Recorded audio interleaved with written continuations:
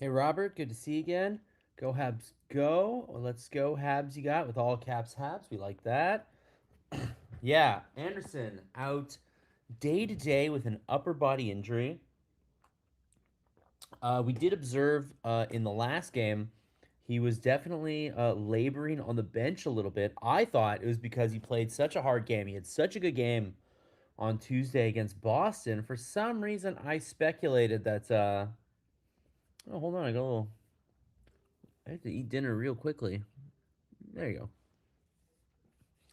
Ate my dinner a little quickly. I had a little smudge there. I gotta watch out before I get on the camera here. Um, yeah. So Anderson played a really good game on Tuesday against Boston. Perhaps a little too well because now he's out day to day.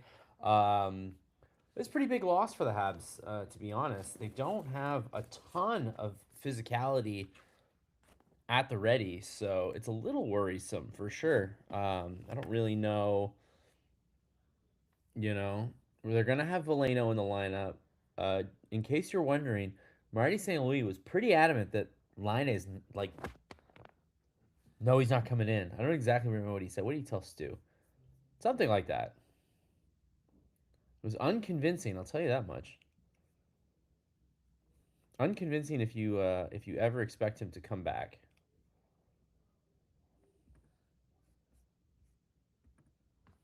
So I don't know. We'll see what happens.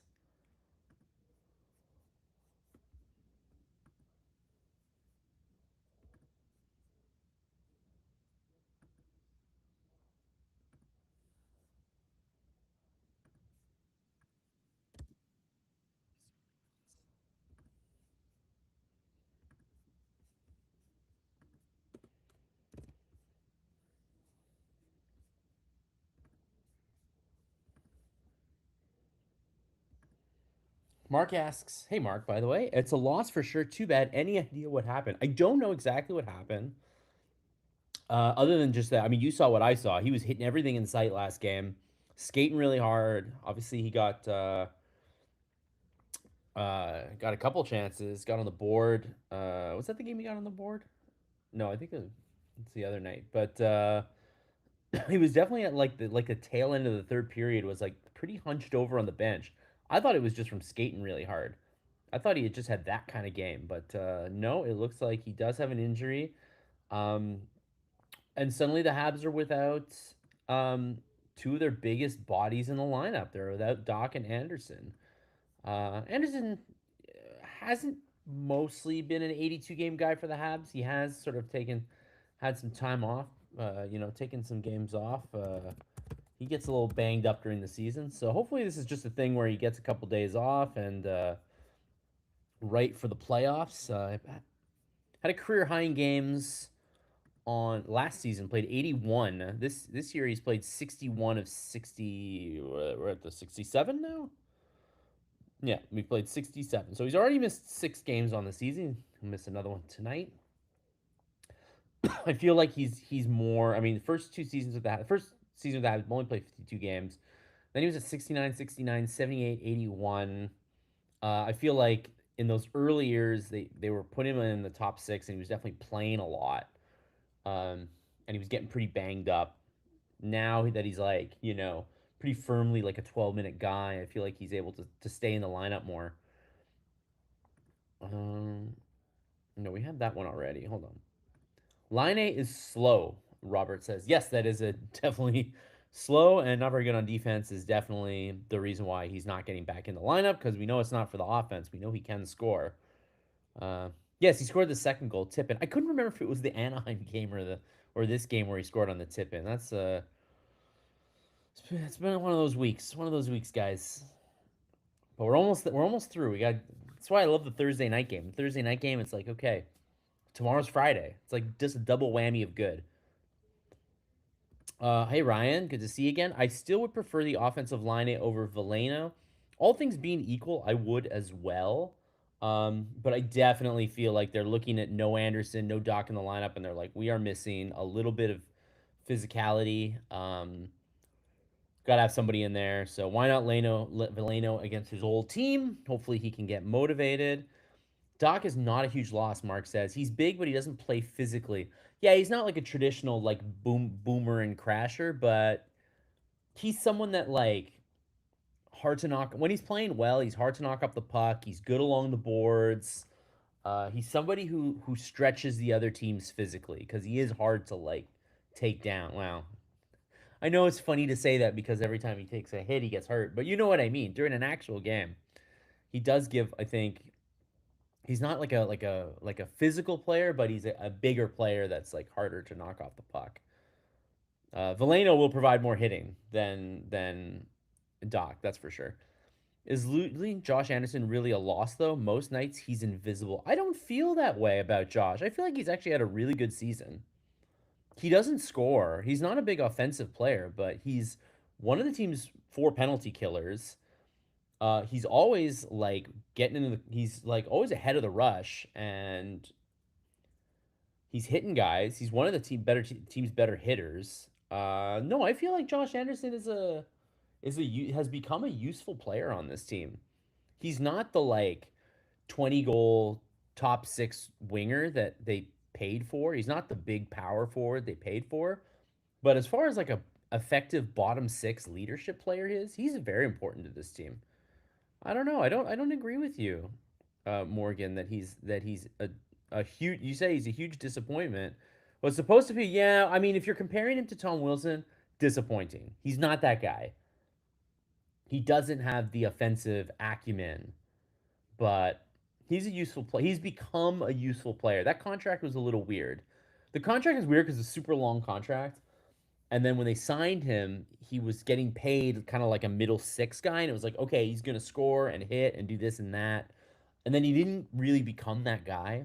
He didn't live up to the expectations. But then he became like last year, he started to become a useful player. Last year, things really changed for him. And he stopped worrying about the breakaways. He stopped worrying about scoring.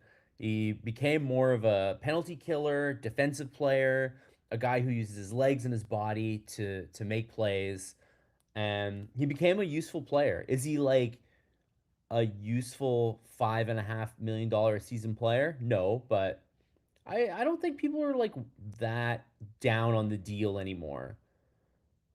Certainly not compared to the way they used to. And I do think he'll be back after next year. I do think they'll re-sign him, not at 5.5 mil, but I think he'll come back if the price is right and if he can still play. Lonnie doesn't make sense to me, Mark says. We don't have any trouble scoring, but he's just a nightmare in our end. I'm okay with him being out. Yeah, that is I think Marty agrees with you. And it doesn't if he doesn't get in now, like I don't think he's gonna get in.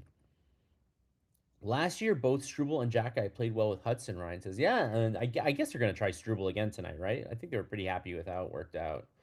I did not like Struble with Hudson earlier this year. I actually did not like that pairing at all.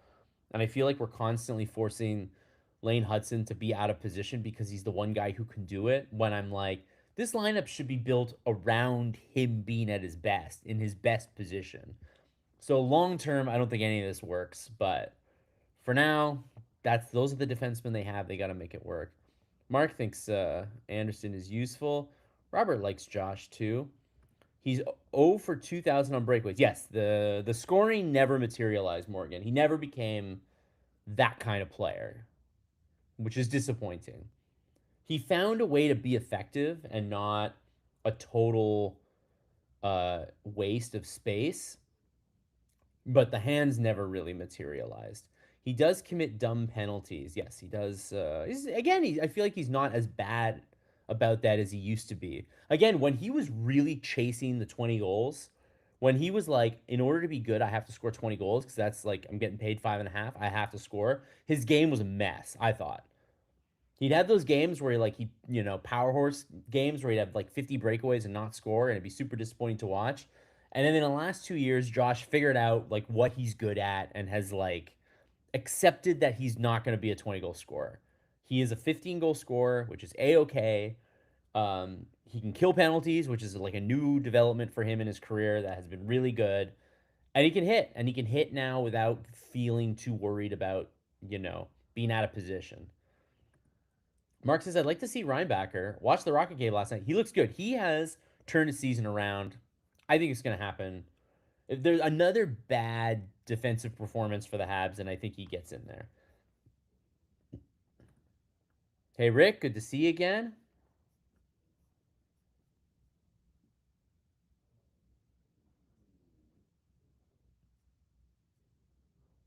Yeah, Robert says maybe a call up this season. I think it'll happen. So part of my logic about why this will happen. So there's two reasons why I think Reinbacher does get a call up in the end. One, um, they didn't make a move at the deadline, and then they immediately called up Fowler. Not immediately, but like right after, called up Fowler and sat Gallagher. So I think that there's a willingness to do the moves to like make the team better from within, which to me, Reinbacher is the next thing you have to do because they need a right-handed defenseman, and he's the guy available. Two, the other reason is because I do think that they will attempt to incorporate Engstrom and Reinbacher in the lineup next year. And I think having two rookies on the right side to start the season next year is super risky. But if they have Engstrom with the games that he's played, and then if Reinbacher can maybe get like a dozen games now and another maybe like hopefully another 7 to a dozen playoff games, and then he's played about 20, 25 games. Engstrom's played some games. I think you can go into next season feeling a little better about incorporating two rookies into the defense. Ryan says, my worst fear is Jack Eye traded on draft week and he becomes a regular next year. He gets his 150 PMs and Canadiens fans watch him play his game for coaches who accept his toughness. I definitely think he is. I think he's better suited on another team. The Habs need him, but they don't seem willing to give him that chance. And on a team that's like a little slower and heavier, I think he's going to excel. I would say that if the Canadiens do finally decide to trade Arbor Jacki, I would definitely trade him to the Western Conference, and I would not keep him in the Eastern Conference because he will make you pay. He will be pretty cheesed. He and his family will be pretty cheesed off if he gets moved. So let's hope that doesn't happen. But I think he can be a very effective third pairing defenseman on another team.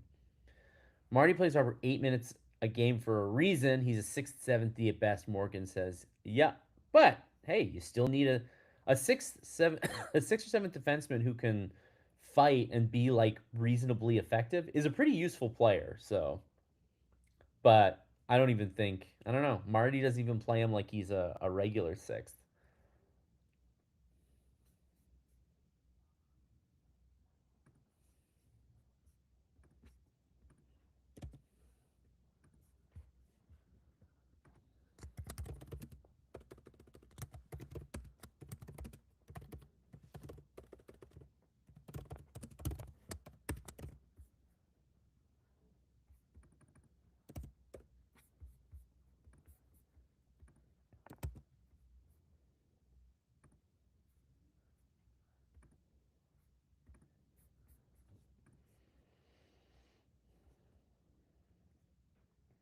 Morgan says it's not 1988 anymore. We don't need goons anymore.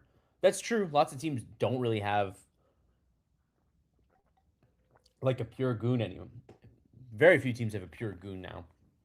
If you want a guy who can fight, who's like actually a good player, which Jack feels like he's like on the cusp sometimes of being like a really good player, and then doesn't quite put it together. Rick Tocchet could help him become a Lyle Odeline type. Rick Tocchet is in a weird spot in Philly where he seems to be, never a dull moment in Philadelphia where this team has drafted Matvei Michkov. Matvei Michkov is your most talented player. You now have Zegras too. These are the guys that you've built your team around. You hire Rick Tocchet, who is not the kind of coach for them. He is a old school, driver type guy. He seems to be clashing with Michkov. I'm sure you guys saw the other night, last night, I think, ducked a fight with an Anaheim player, Mintyukov, where he basically punched him in the face and ran away, which is not the Philly way, and I'm sure Rick Tocchet did not like that. So Rick Tocchet, who I think has done a really good job in Philly this year, because I think that Philly team is terrible, and he's kind of kept them like sort of in the outside He kept them as long as he could in that playoff race, but I can absolutely see him being uh, let go again. He's just not. It's weird. He's just. I think he's good. I mean, we all agree he's a good coach. Look at what happened to Vancouver after he left, but he's Rick Tocchet is the new John Tortorella, basically. It's a hard driver. Some guys love him, some guys hate him. I think you do tune him out at some point. And I don't know if that's what Philly. I don't know if that's what Philly needs, but I do think he's a good coach.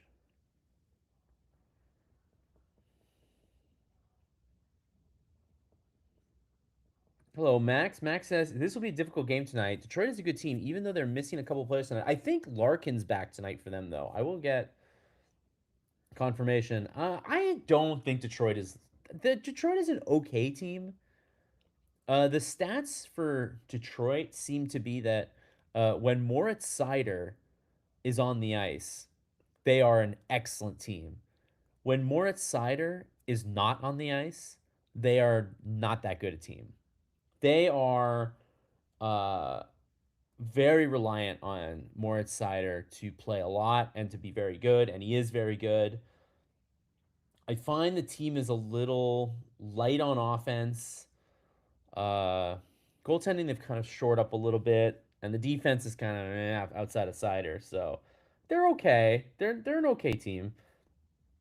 I think on paper the Habs are better than them, but Detroit's also like playing for their lives. They're playing for their lives more than the Habs are playing for their lives tonight. Even though it's just 2 points, Detroit can be that team that gets swallowed up by Columbus, Montreal. If they win tonight, I was doing the math. If they win tonight, the Habs have 5 points up on Columbus, which is not like a lot, as you know. But there are 4 teams in between, and only one of those teams doesn't make the playoffs in the end.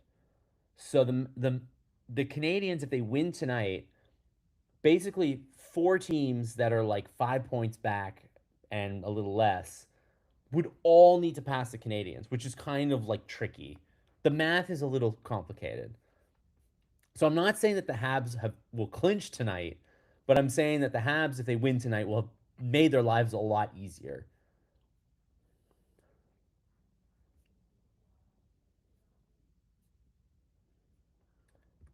This about Mitchkov, I think you're saying that's the risk with drafting Russians. Watch him play for Moscow Dynamo next year. Nah, Mitchkov is could not wait to get out of there.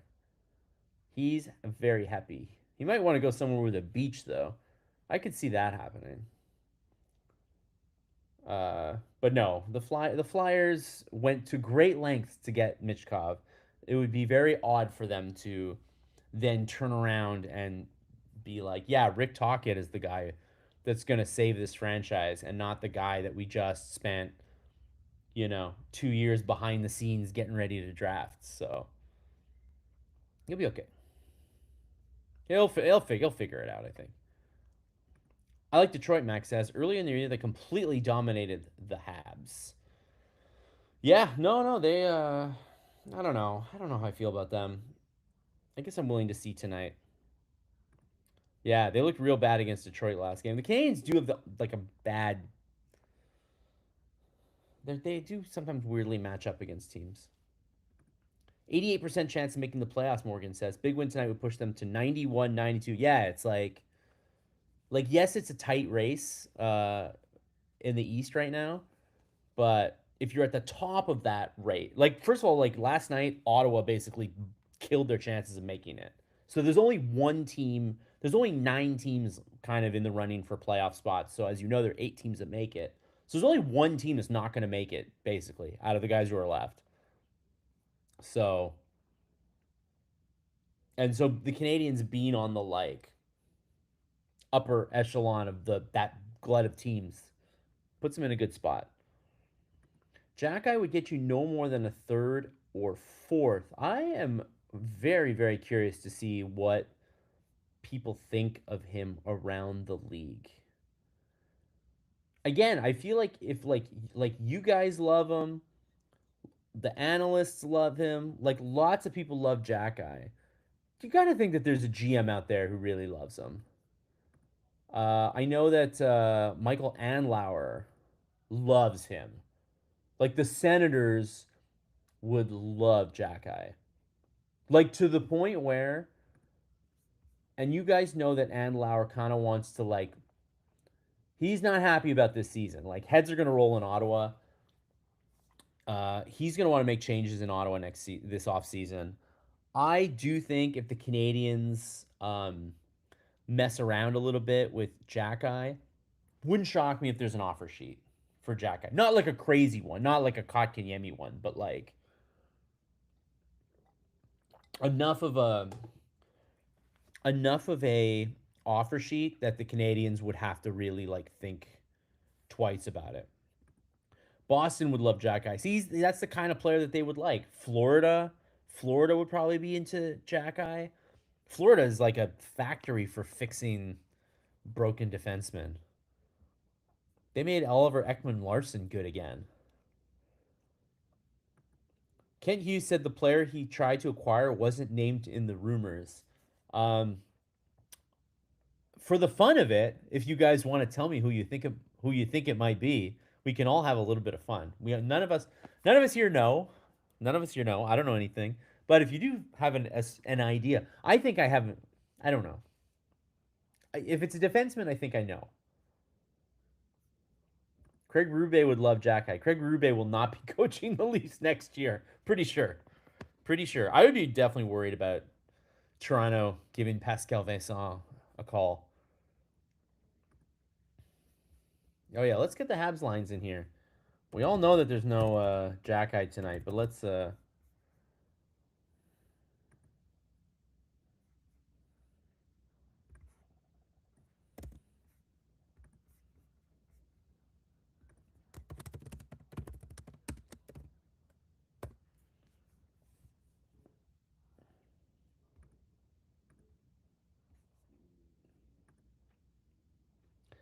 lines. Caulfield, Suzuki, Slafkovsky again. Newhook, Kapanen, Demidov again. Bolduc, Evans, Texier again. Veleno taking Anderson's spot with Danault and Gallagher on the old man line.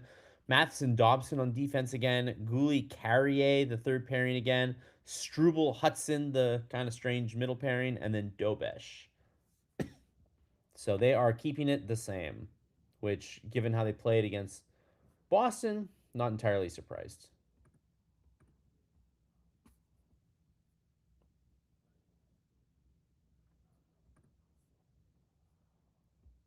Colin David R. We've got some David Reinbacher fans in here tonight.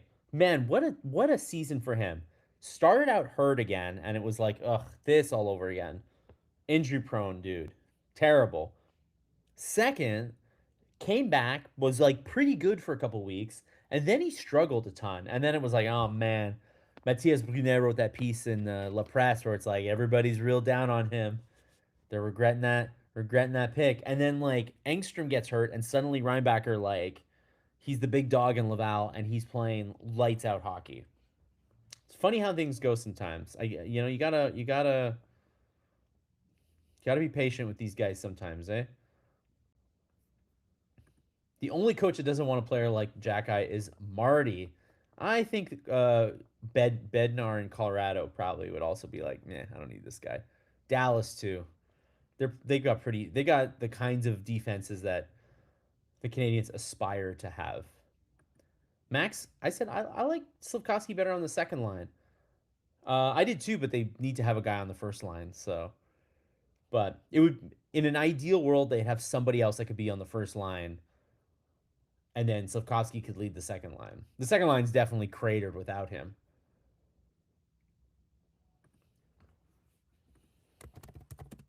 All right, first period is underway.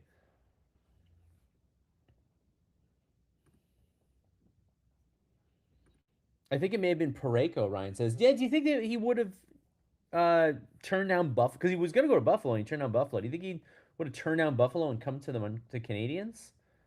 I don't know. It didn't seem like he was very excited about leaving St. Louis, but I don't know. I don't know anything about him. I don't know what he's thinking."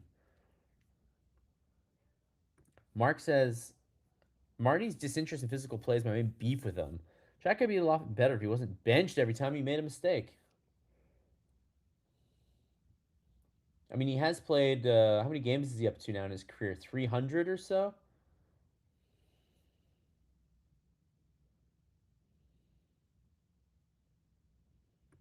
Dobish with a 306 GSA last game. Better stat than save percentage. Yeah, save percentage is a very like this is what happened stat. It doesn't contextualize the way some of those deeper stats do.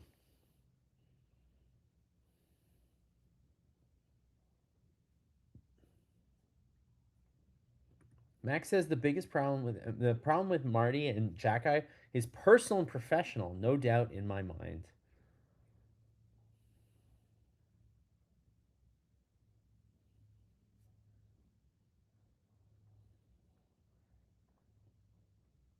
Oh, nice try for Emmett Feeney. How do you spell that? How do you spell Emmett Feeney?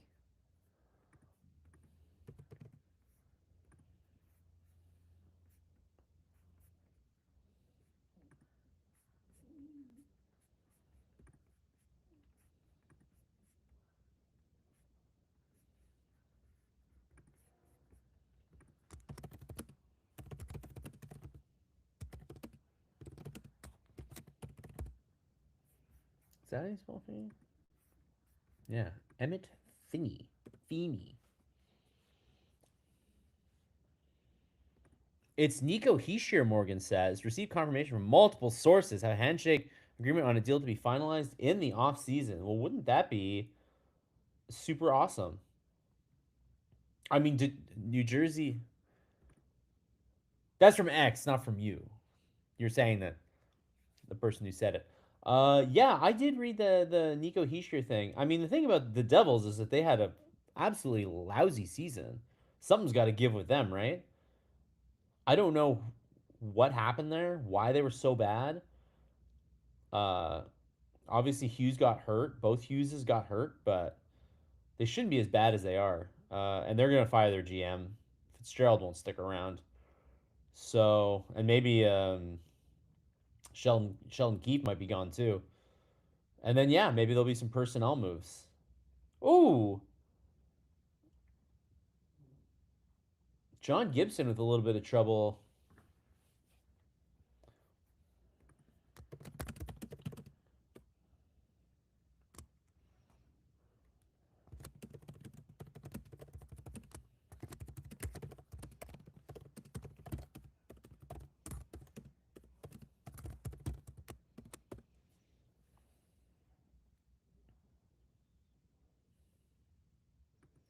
Yeah, these are the Red Wings. These are 100th. It's their 100th season. It's 100th anniversary sweaters.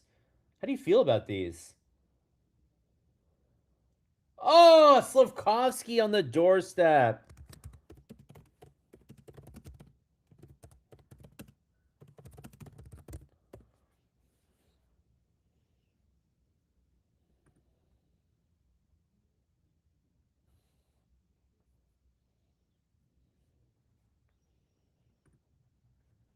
Well, yeah, Bolduc is now 28 games without a goal. By the way, this today's Hockey Inside Out bonus episode is a did the Canadian will the Canadians regret? Did they make a mistake trading Mayu for Bolduc? Because Bolduc hasn't scored in 28 games, and Logan Mayu is now the top pairing guy on admittedly a really bad St. Louis team, but they have really just like put him and Broberg at the top of that lineup after trading Falk.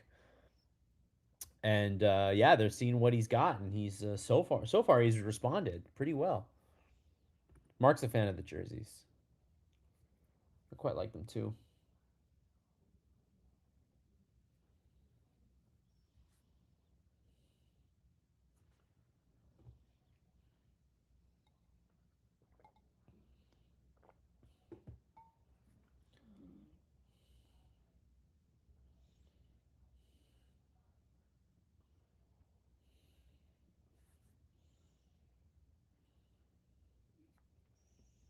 Zero empty netters. This is. Do you guys remember that year that Max Pacioretty scored 39, and then everybody kept harping on how many empty netters he scored?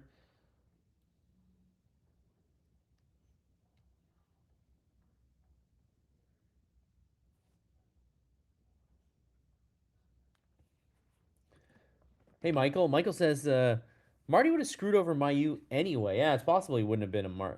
I don't think he had the spatial awareness to be a Marty player. I think.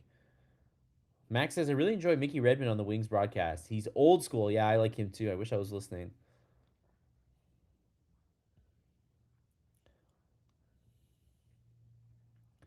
Speaking of X, Rick says Reinbacker's new agent is Sean Coffey, who works at Hughes' old company, Quartex. Sean also represents Fowler and Hudson. Yes, I thought it was very, very bizarre that on the eve of Reinbacker signing or getting his first NHL call up and getting that first NHL paycheck, he left for his current general manager's old agency. I don't know what it means. I thought it was weird. Nathan McKinnon has 5 empty netters. Only difference between him and Caulfield. Yeah, because they don't have Caulfield out. They don't put him out in the final minute, right? What if they did? What if he did have a bunch of empty netters?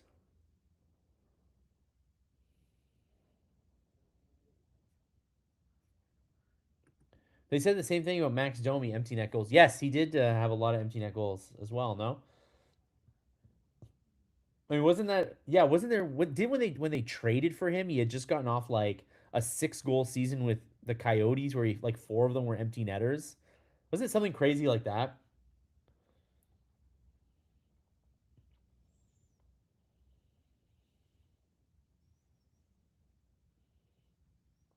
That's another kind of like weirdly underrated part of Bergevin's tenure. It's not underrated because it didn't make I don't know, didn't make the team that much better in the end. Classic Bergevin, where he kind of turns into a mistake into less of a mistake, but turning like Galchenyuk to Domi to Josh Anderson. Say what you want about any of those players, but Bergevin did get upwards of what, like 12 years out of that. 12 years of player. It's not bad. Where are the Karens tonight? Rick asks. I don't know. I hope they show up.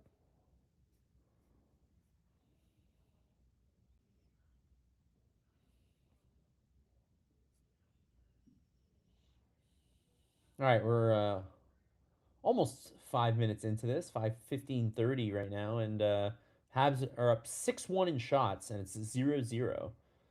Very little has happened at the Canadiens' end so far. Finney had a chance, and that was about it.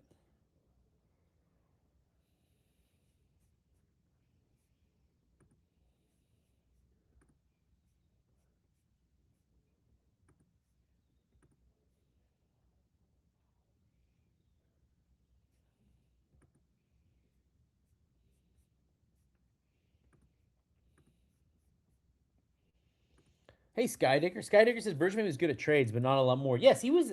It's funny. Like most of his things were pretty good in like a vacuum.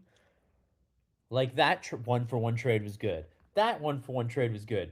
But he didn't really have much of a concept of like team building.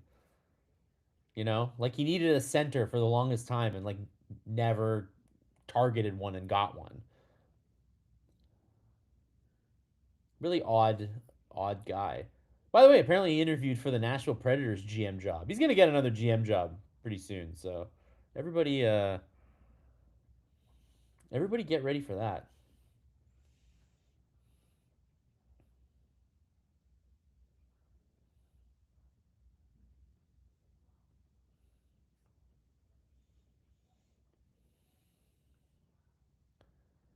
Only Bergevin would have the grapefruits to take credit for Nick Suzuki. I mean, he said it when he signed that contract. He basically said the next guy's gonna thank his lucky stars I did it, and I mean, he's right. Even if it all kind of happened accidentally for him, because as Rick Woods points out and Mark Tellifer points out, no, who else pointed out? Ryan pointed out. You wanted Cody Glass. Didn't get him. Settled for Suzuki. Mark says, I like the way Dobish plays outside his net. I love the way he aggressively comes out to play point shots. After watching Sam Montembeau sit in his net and allow way too many point shots to go in, I love how Dobish just comes out.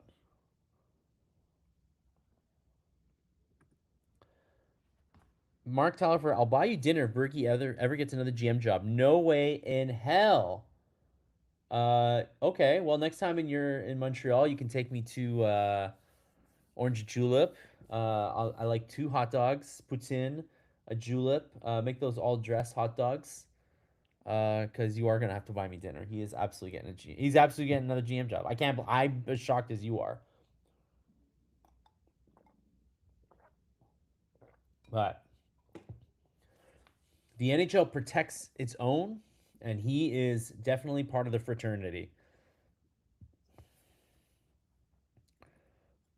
Settle for Suzuki, lucked in. Well, let it be known. Um, sometimes settling works. Hey, the last 2 minutes, the Red Wings have been all over the Habs. Not a great, not a great last 2 minutes for the Habs. No chance, Mark says. Okay, I'm here. You know where I am. We'll talk about it in 3 months.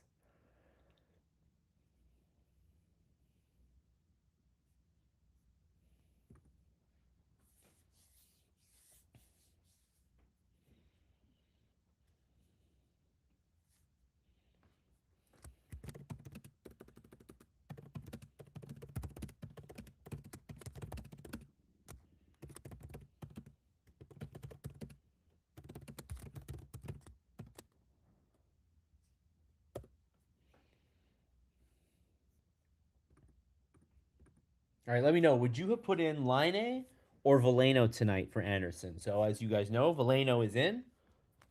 But is that what you would you have done? Let me know.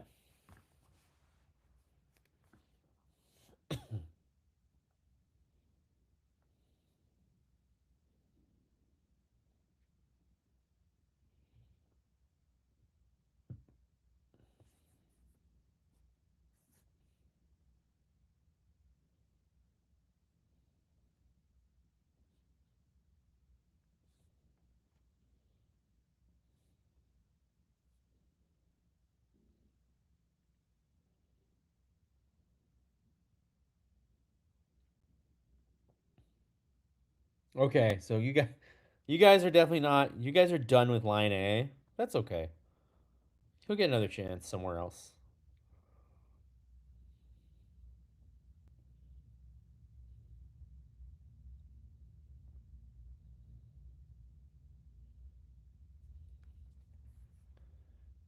Yeah, basically, you guys are like,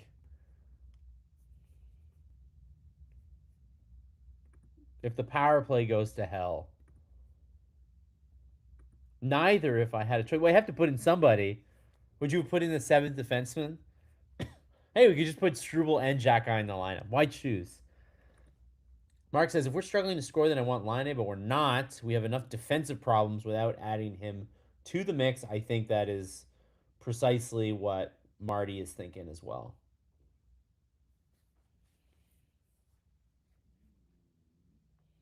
Oh, yeah, Justin Falk is with the Red Wings now.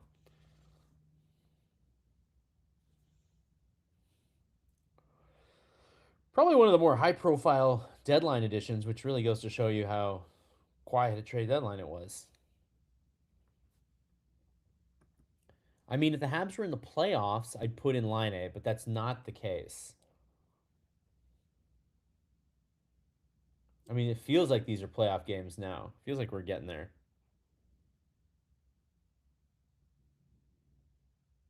Oh, nice play by Dano along the boards to get the puck back to Dobson. Dobson had a chance to really walk in and take a nice shot, but he whipped it really high. And now Dobson, there's a loose puck in front thanks to Dobson, who kind of just came out of nowhere, came in front, and sort of had a one shot and then another rebound in midair, and then the puck was in front of Gibson, and he didn't cover it up, and the puck was just bouncing around. Ah, and the Habs offside.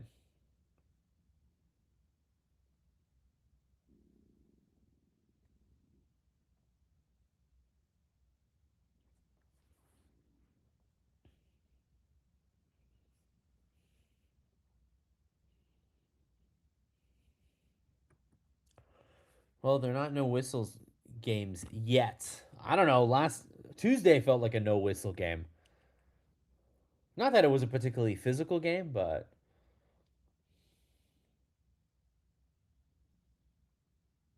I wonder how Gallagher feels now. Gallagher was a healthy scratch 2 games ago, and now two forwards have been hurt. So that big momentous scratch was kind of all for nothing because he's going nowhere now.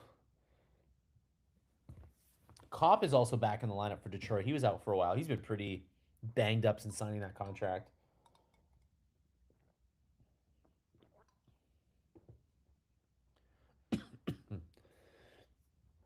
Back to X. Dobish is 22-7-4 so far this season. Juan, his rookie, was 23-18-3.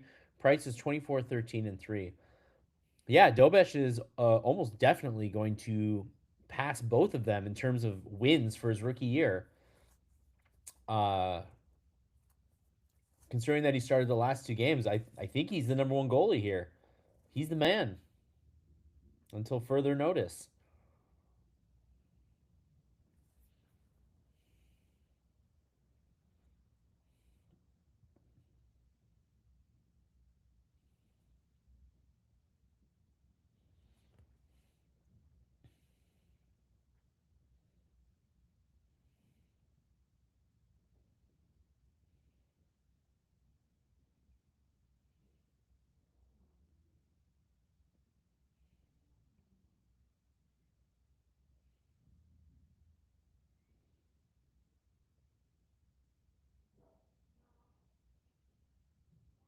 What's going on?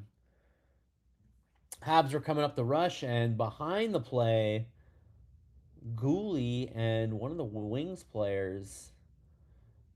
Is that James Van Riemsdyk? James Van Riemsdyk is playing.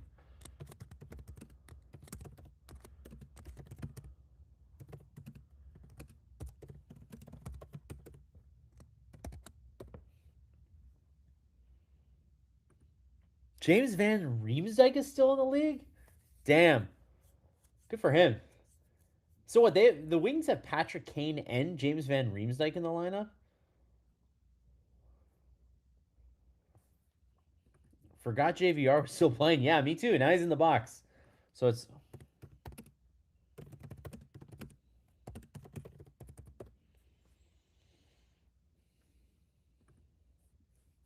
anyway, it's a little strange that they both get sent off. I guess the refs are not playing around tonight. They wanted to show them who's boss.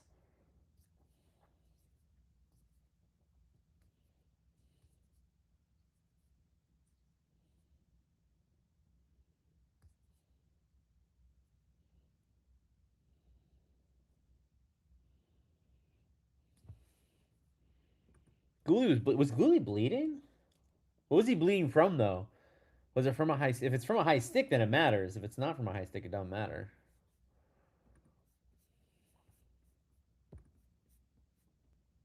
Because Reamside got a roughing penalty. He didn't get a high sticking penalty.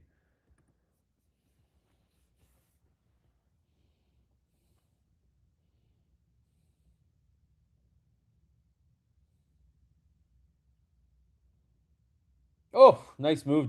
Suzuki getting in the zone. But the Habs not able to settle in here.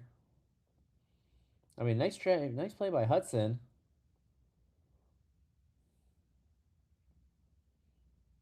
And Falk steals it back.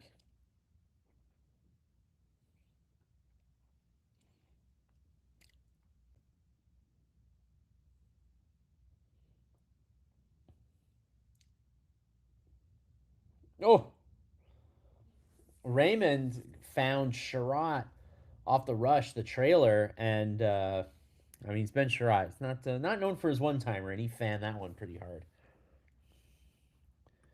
Cole Caulfield is 1 goal behind Jack Hughes for most goals scored by any player drafted in 2019. Did you hear that, T. Moore?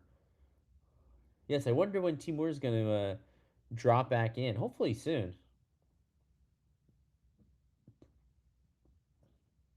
But yes, his dislike of Cole Caulfield can be a little unusual sometimes, especially when he scores and he's like, "Why did he score twice?"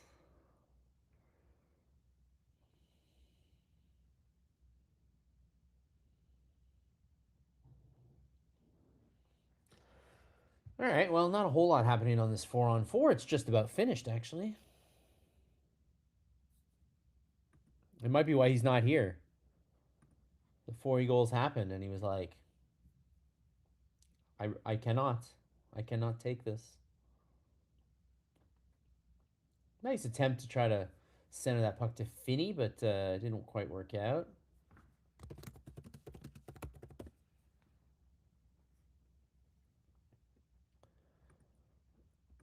Well, we're back to 5-on-5, but maybe not for long. Because Goalie and Finney, after the whistle, are immediately shoving each other. Man, Goolie's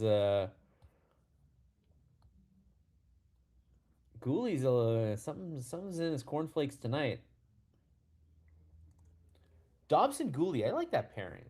I think that's by accident, just because he came back from the penalty. But how come they never tried that, or did they? And I just don't remember.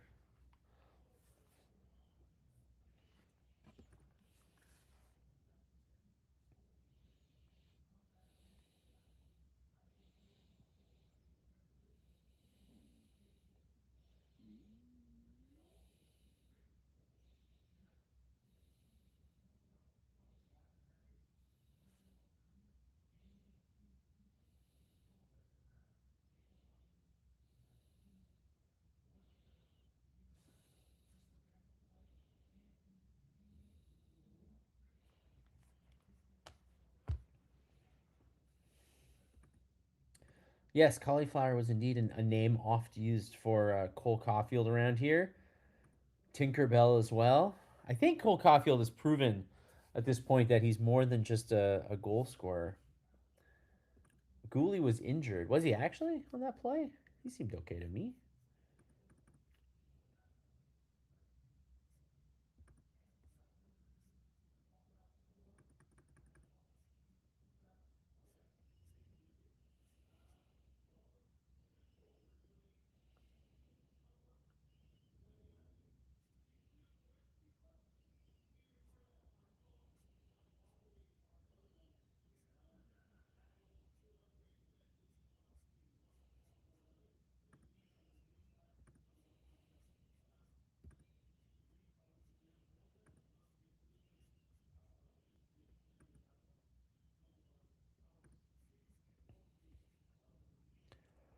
Got some Costco talk here. I just finished eating 2 Costco loin chops from the air fryer. So freaking good. I bought an air fryer back in January. I never owned an air fryer before. I bought an air fryer, and sure enough, just like every other person who buys an air fryer, I now use the air fryer all the time. It has a reheat function, so it kind of functions as a microwave. And then the air fryer, basically, I substitute for the oven. There's only two of us, my wife and myself, so we don't need a giant stove to cook most nights. And I got to tell you, I mean, if you guys want to hit me up with your air fryer recipes, I will take your air fryer recipes. I've made, I mean, obviously, I made like fried chicken. Not fried chicken, but I made basically, what do they call it? Tempura chicken, tempura chicken, tempura vegetables, and I make tostadas. I make tostadas in the air fryer. Fantastic. Everything is better from the air fryer. Rick loves the air fryer. Okay, we're all in agreement here. AEW has wrestlers called the Costco guys. You mean like the like AJ and Big Justice, the meme guys and the Rizzler? I love those guys. That's true. They are. The dad is a wrestler, and then the kids are like there. Oh, Kelly Morgan's been on the road all day, joining late. Well, thank you so much for coming anyway.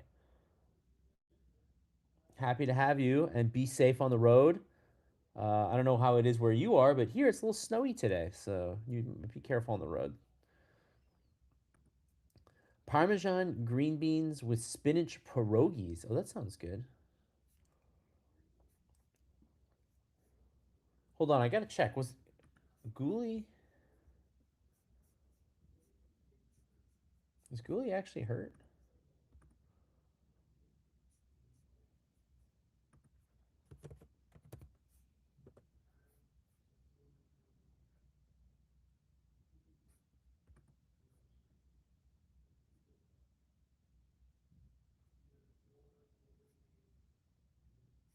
No, Goalie's just mad.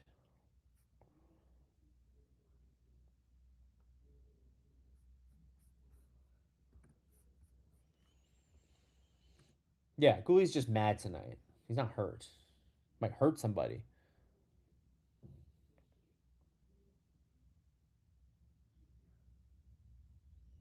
All right, well, there's 6 minutes, just under 6 minutes left in the first period. It's 5:54 left.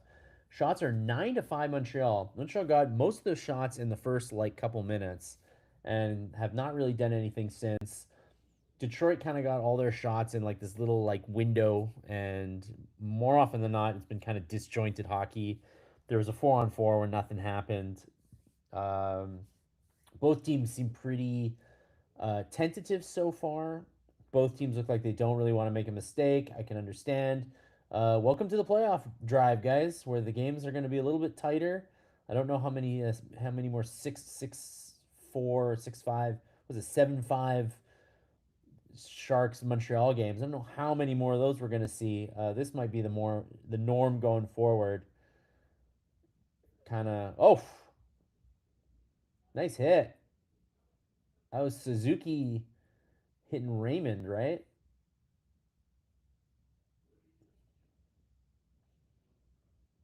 Oof, what a great pass by Suzuki across to Carrier. If it was anybody else, I'd be like, yo, you're not getting that one. You're not feathering that one across two guys. But,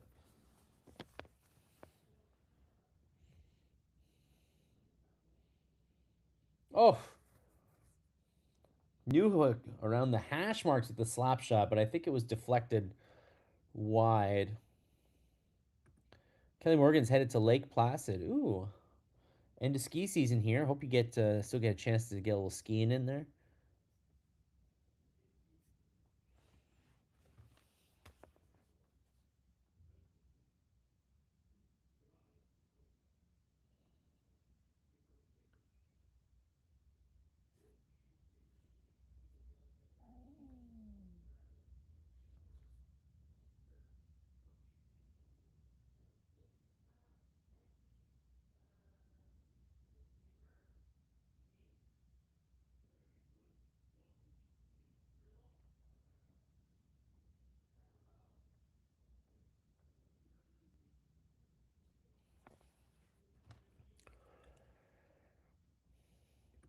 Rick says, is just because this game not indicative of two teams vying for the playoffs? No, I think it is exactly two teams vying for the playoffs.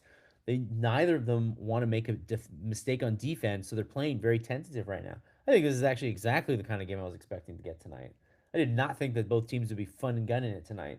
Also, I just don't think that's how Detroit's going to make the playoffs. Detroit at home are going to want to keep Montreal's offense at bay as much as possible. I don't think they're looking too much to feast on offense here. Newhook only played 9 minutes last game. Marty doesn't seem happy with him. Really? He only played 9 minutes last game? It's really surprising. I thought he's been playing pretty well lately.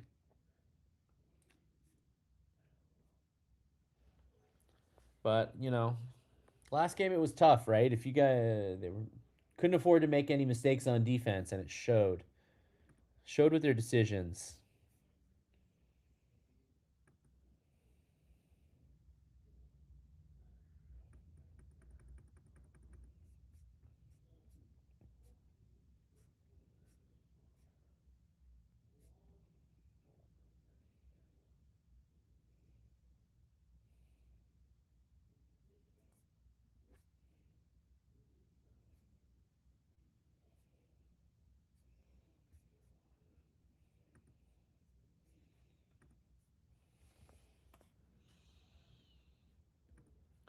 Michael Paul says, my daughter started paying more attention to games. She simply loves Nick Suzuki. Oh, we love gotta get the kids in. Gotta get the kids on in the fandom.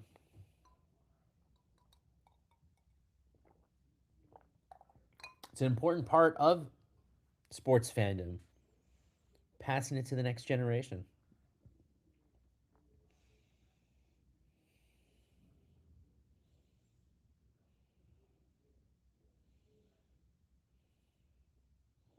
Oh, Hudson, man, down the left side, centered the puck, and whoever would have gotten that puck would have had a wide open net, but it kind of just floated by a couple guys, and nobody was able to get it in the end.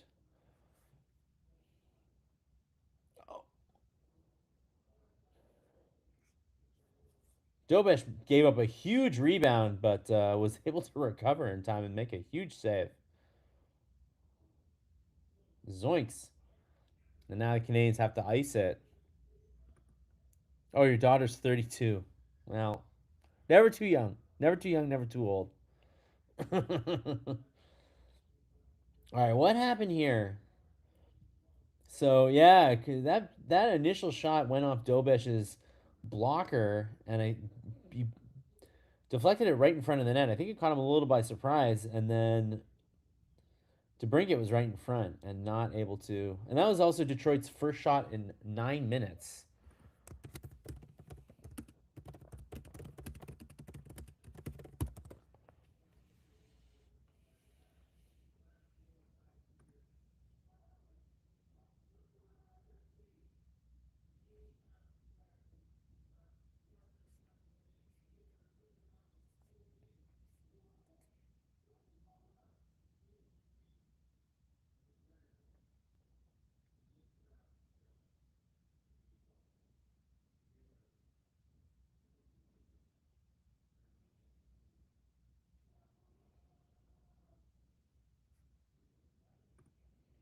Whatever you say about Dobesh, he wins games. Hey man, he's Marty called him a battler, and he is a battler. And the thing that I love about Dobesh is that he does not get rattled. Like if he gives up a bad goal, he's forgotten the next shift and he's ready to go. When Montembeau gave up a bad goal, you just like the whole energy of the room sagged. Dobesh's not like that. Dobesh's a goldfish, which is how you got to be in this world. How you got to be in this world, and how you got to be a goalie. No, he's the number one right now. Like Marty's starting him 2 games in a row. I know when they called up Fowler, everybody's like, okay, Fowler's the guy now, but Dobesh competitive guy. I'm sure Dobesh is looking at this like, hey, I'm the guy with the seniority here. Oh, Dobesh, that was a shot from the point. Dobesh thought he had it in his glove, and he did not have it in his glove. That was a scary one.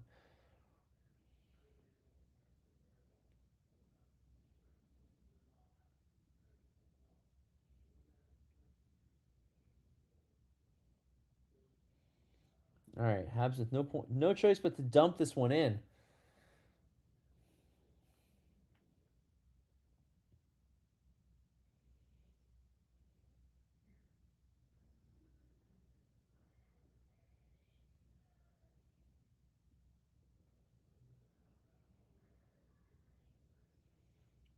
Bolduc tried to find somebody in front, couldn't, but oh, well, Bolduc goes right into the net, and now it's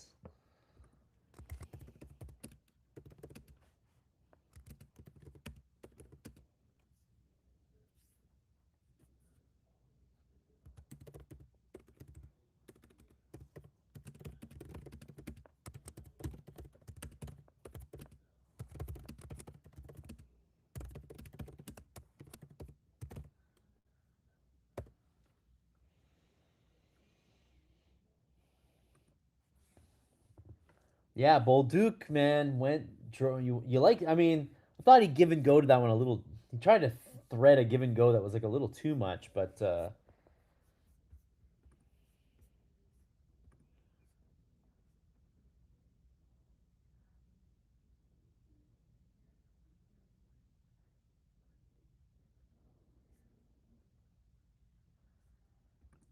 Wow.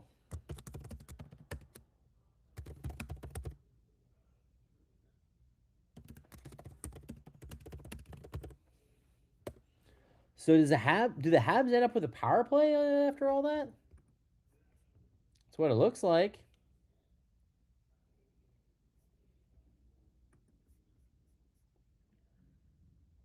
Yeah, we got a Habs power play, baby. Bolduc got ran into the net, but is Demidov bench? No, he's played 344 so far, which is what he and his line mate, he and Kapanen have played the same amount so far. So I think it's just the second line's not. The game's gotten a little tough, and I think they've given an extra shift to the bottom six. But now that's the power play, and I'm pretty sure you're going to see lots of Demidov. Old time hockey tonight. I know it. It's not just the jerseys. Well, the Habs jerseys are not the classic jerseys, but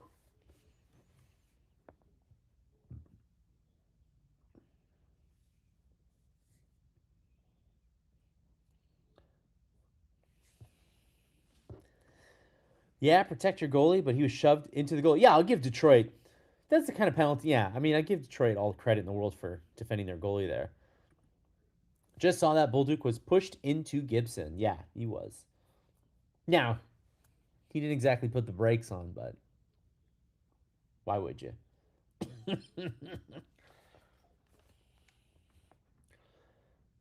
Well, the Canadiens lose the initial face-off on the power play, so they'll have to regroup a little bit.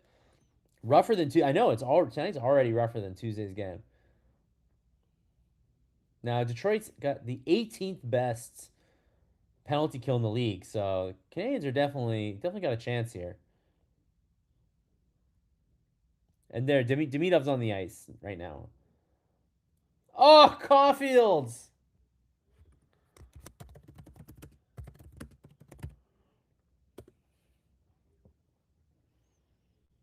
Caulfield wide open. Sounded like he hit the post on that one. We'll have to see on the replay, but it sounded like the post.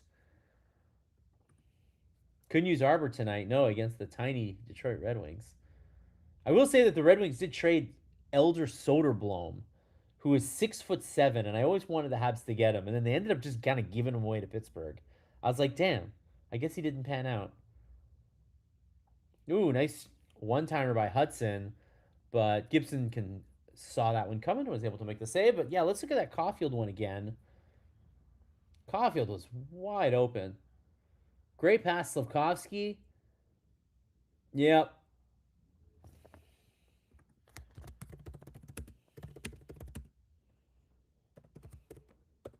Yeah, that was a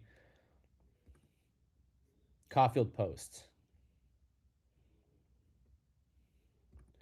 Hey, Karen. Hey, you're with your son. I'm so happy that your son made it safe. You said he was doing a long drive earlier, a couple games, like last game, right? So I'm happy that he's safe and sound with you. Have a great night. If you're here, if you guys are hanging, whatever.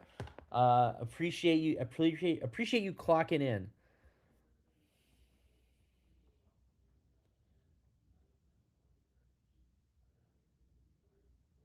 How about it, Habs? Can they keep it in the zone? They can indeed keep it in the zone with 25 seconds left on this power play. But Hudson gets spun around, and Detroit is going to kill this penalty.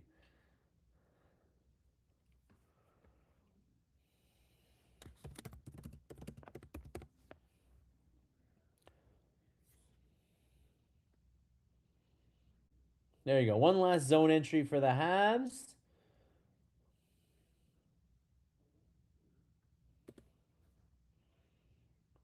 And we are back to 5-on-5. And the period's just about over here. Habs look like they might get one more chance. Not even. 5 seconds. All right, there you go. First period over.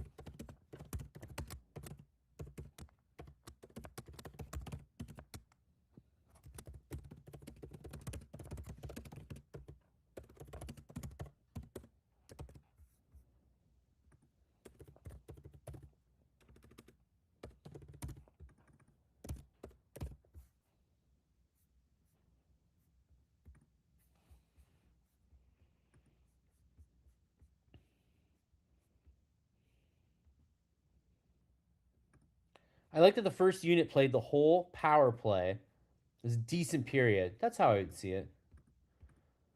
Slow start, decent end. Yeah, I got a little testy. I told him you are my people. Well, I so much appreciate it, Karen. It is people like you that have made the live blog a hit across. Hold on, I'm the third guy to do this now. Across three generations of Gazette folk. You guys are the ones that keep you guys are the one that keep it going. Trust me, I'd be sleeping right now if it wasn't for you guys. So I'm happy that you guys keep me up and watching the game. Tight game, Michael Paul says. Kelly caught the last 12 minutes, some good energy, engaged. Yeah, he didn't miss much in the beginning. Canadians got like a bunch of shots at the beginning, like not any like great chances, and then Detroit kind of got a couple chances, but it was like meh. It was tight. It was very tight and tentative. Good first period for the Habs, Max says. Good road period. It could get a little nasty out there tonight. It could. I hope the Canadians have enough reinforcements tonight. Karen ordered pizza. So Karen, we were talking earlier about air fryers because I got an air fryer and I love it. Posted way back when the comments were allowed that you predicted that Nick Suzuki would get 105 points but would settle for 99. He is on pace for 98.6. Olympic points are not factored in. So is he having a down year? Even though he's getting 98 points, he's slightly underwhelming your prediction, but I think you're probably still pretty happy with it. Sherratt's hit on Bolduc was not interference. Habs cashed in on that. Bolduc had the puck and was hit by Sherratt. No Man's Sky? My son asked. I don't know what that is. Does anybody want to know what that is? Should I Google it?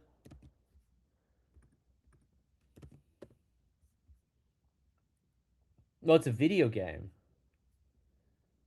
Oh, is that what my. Is he asking, is that what my hat is? No, this is a Paper Planes hat. I could see the similarities, though. Harry takes his naps in the afternoon, as you should, on the clock. Bob Taylor's here. Did I miss anything important? You missed nothing important. Josh Anderson, Bob, is hurt. He's not playing tonight. He has an upper body injury. He is day to day. Caden Gooley was mad early in the game, but nothing came of it.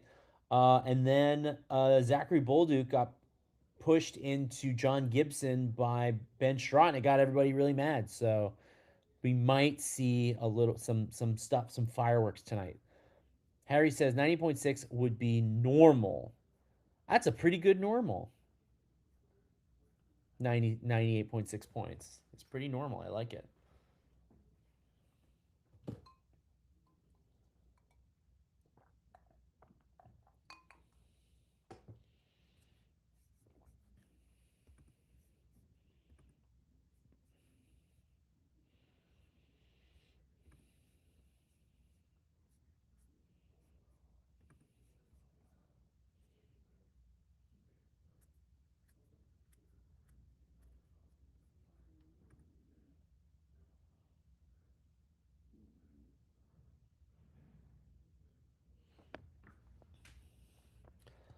Yeah, so Benoit Brunet on RDS is talking about Kirby Dach, and he says there's no way you qualify him at 4 mil, but you do try to maybe bring him back at a lesser salary.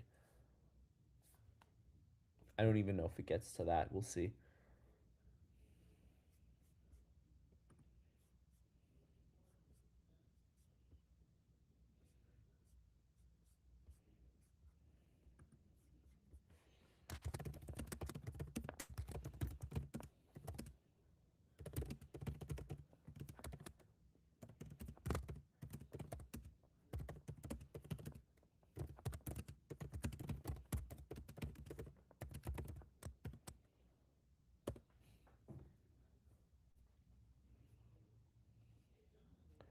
All right, I'll ask because he's hurt tonight.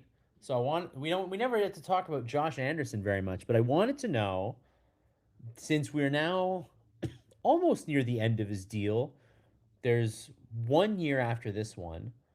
How would you grade the Josh Anderson contract, the massive 7 year Josh Anderson contract? How would you rank that in the end?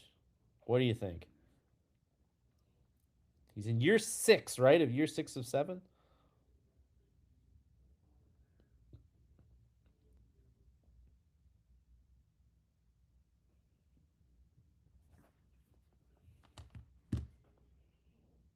Oh, hold on. I'll answer this question first. Mark asks, what does it mean that his qualifying offer is 4 million? Meaning that if you want to keep him next year, because his contract is up at the end of this year, but he's a restricted free agent, not unrestricted. So to keep him as a restricted free agent, you have to offer him at least $4 million to stay for next season. So if you don't want to offer him $4 million, he just gets to leave. He can go anywhere he wants. So that's the decision that Kent Hughes has to make at the end of the season.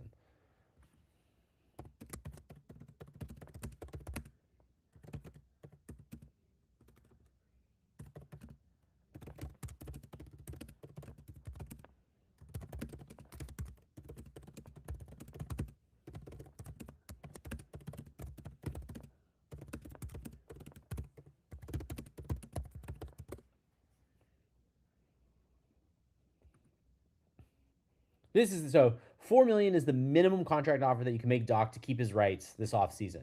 If you decline to give him $4 million, he can just go anywhere he wants.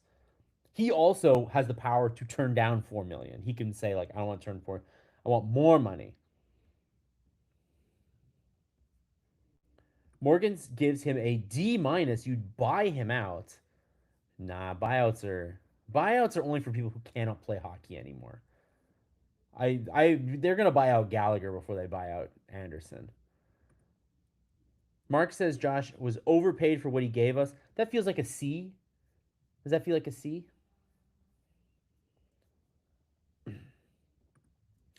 For the results Josh Anderson had for a long period of inconsistent play, my thought was he was overrated, overpaid, in terms for far too long. He was able to power forward, and he failed tremendously.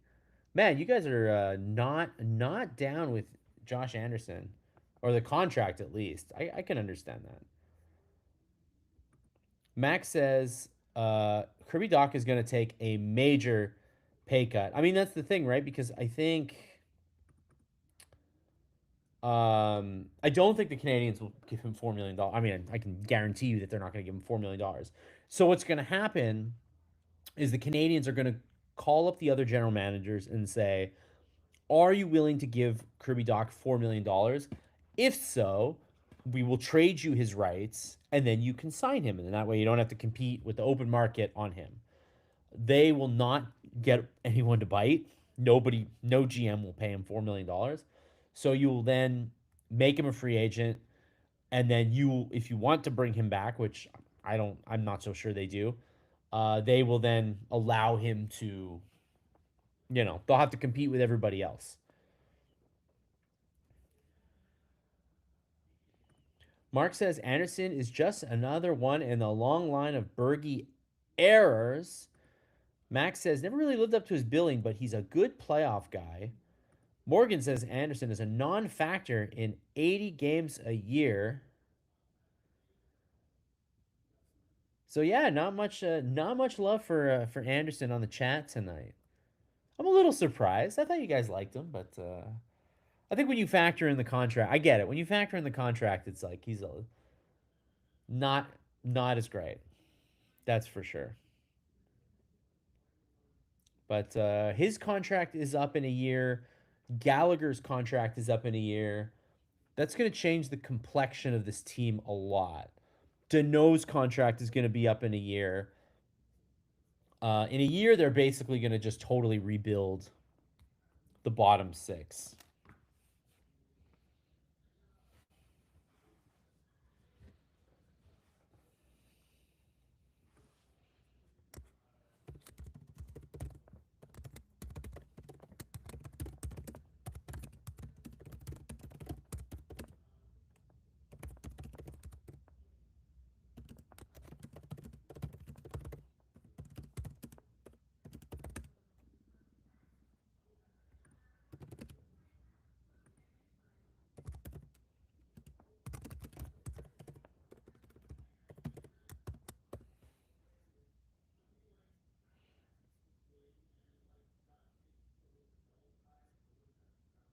Habs bought high on Anderson. They absolutely did.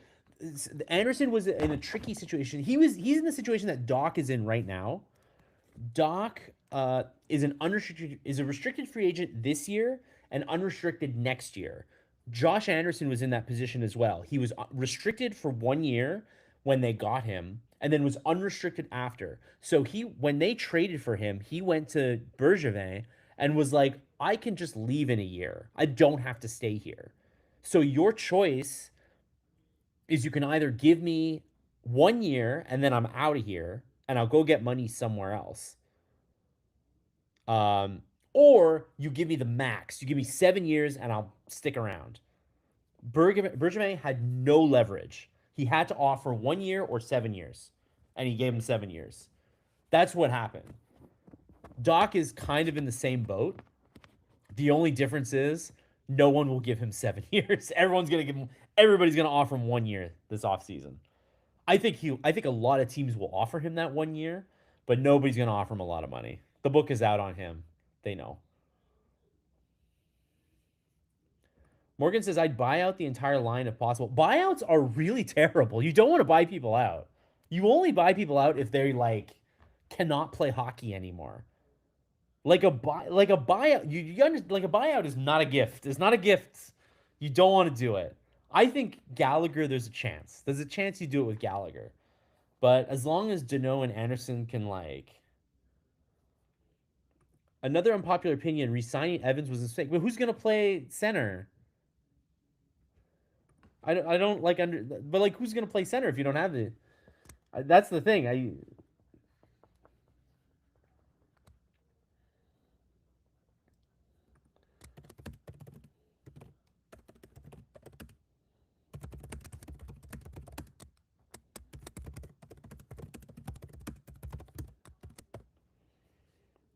Yeah, I don't. I'm a bit confused. Like if you don't have Evans or Dano, who's gonna play center? Like you need somebody. Centers are not easy to find. Christian Dvorak ended up being like Kirby Dach. I mean, they don't want him either. They don't want him either. Newhook's not a real center. They're lucky that Kapanen turned out. That was totally unexpected. A galley buyout is 4.3 million. However, for some reason, well, it's not for some reason. That's the rule of the buyout. The buyout is if you buy out somebody for 1 year, you have to pay for 2 years. It's to strongly discourage you from buying somebody out. I've got some hot takes. I love it, Morgan. Don't get me wrong. I disagree with you on some of them, but I love them.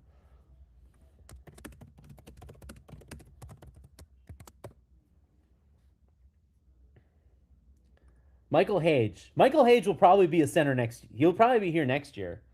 But then they can kind of bring him along slowly now, right? Like I think they'll bring him in as a winger and then he'll move to center. Hage is coming. He'll be better than all three combined. Yes, Hage. Not arguing, but they needed somebody to play now. Not arguing that Hage is going to be. It looks like he's going to be a real good one, and will probably be a center going forward. But there was no telling that he was going to be ready next year, and he might not be. We don't know that. He looks like he's ready. Like I think we're pretty certain he's ready. But Hage wasn't ready this year. He looks like he'll be ready next year. But they didn't know if he was going to be ready next year. So that's a tricky. That's tricky. But it does look like he's ready. So that's fortunate. I'm surprised Hage wasn't one of the 10 players nominated for the Hobie. I am too. I'm really shocked. He should have been.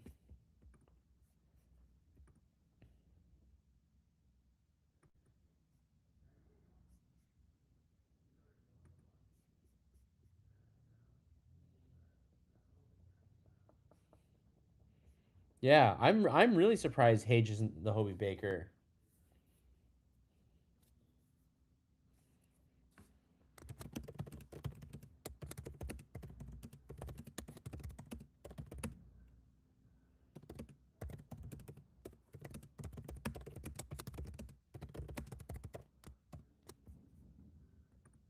No, he wasn't. They announced the Hobie Baker nominees today, and he wasn't one of them.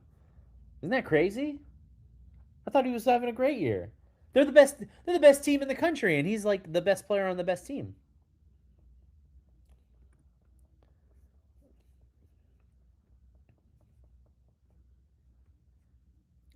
Most overrated Hab ever was Carey Price. He had one incredible season 12 years ago, and we're still paying for. Always had a D first team around him. No, they had a nothing team around him. Those teams were awful. They were called defensive teams because they couldn't score, but they were not. Other than the team at the end that was pretty good defensively, they were not a very. They were never a very good defensive team even during his time. Um, do I think Carey Price was a little overrated at times? Yeah, I'll say that.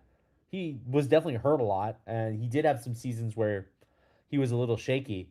But I wouldn't say those teams were defensively built. Those teams weren't built at all. Those teams were just like a bunch of dudes playing hockey. There wasn't really much of a thought to how they would play. I'm curious to know, do you think Hage will get some Laval time, or do you think he's going straight to the Habs?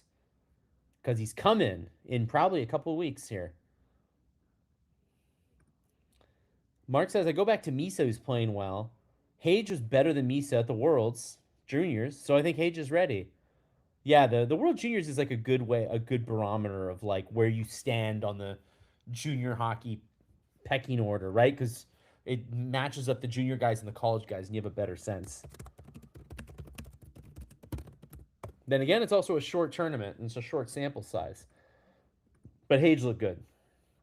That was my main viewing of Hage. I obviously haven't watched like a ton of college hockey.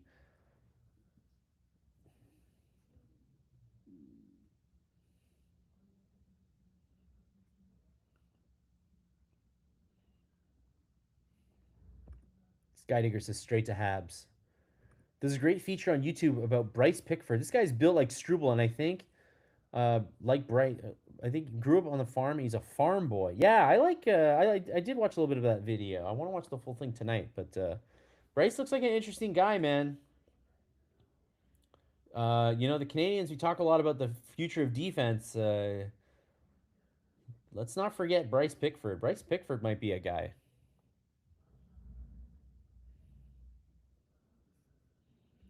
Price was terrific in the beginning, not so much later on. Hage will get a look, but they won't hesitate to send him down if he's gun shy. Hage straight to Habs for the season.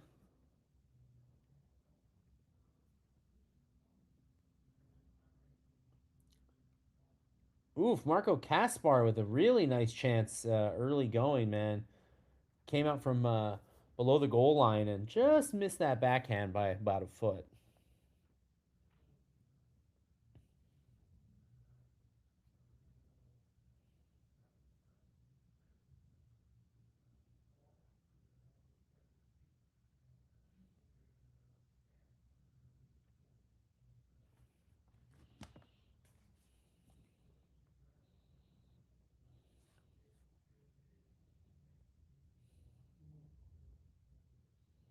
All right, here we go. Do we got a 3-on-2 foreman here?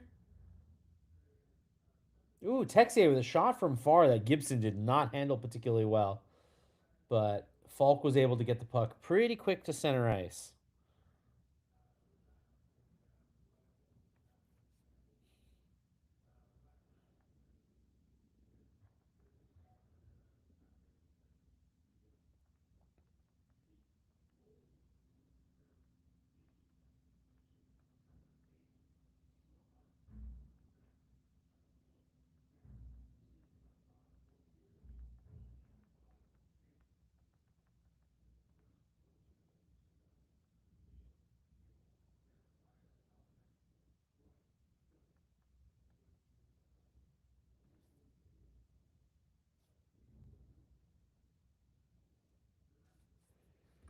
Any chance the Habs grab TJ Hughes from Michigan? I hear the Oilers are all over him.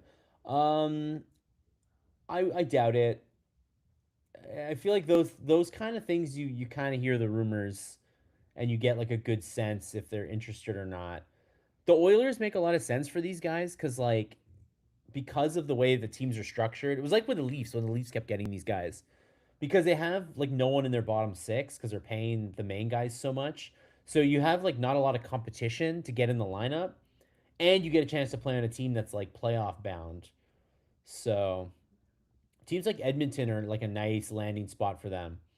TJ Hughes, if he comes to Montreal, like there's not really any room for him. So I don't think he'll be super excited to come here. Now, if there was a veteran right-handed defenseman, well, like an older college right-handed defenseman who thinks that he can make the NHL, maybe.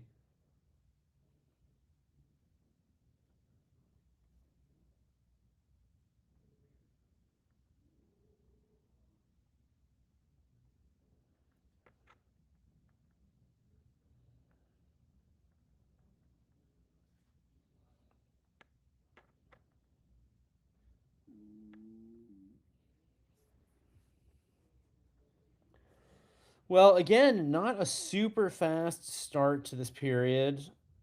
We're not seeing a whole lot. David David Perron is, man, so many veterans on this Detroit team. It's crazy.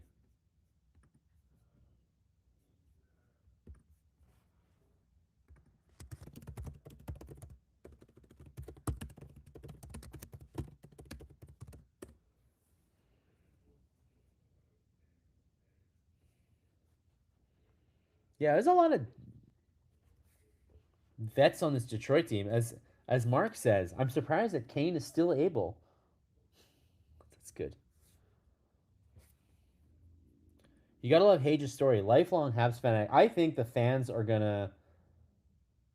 Oh, Slafkovsky right in front, and then the Falk just got it like with the tip of his stick, and then the puck kind of bounced loosely away.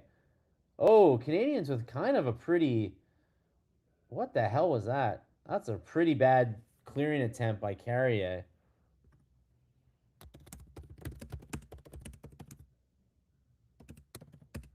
That was not. That was on Carrier because Carrier's clearing attempt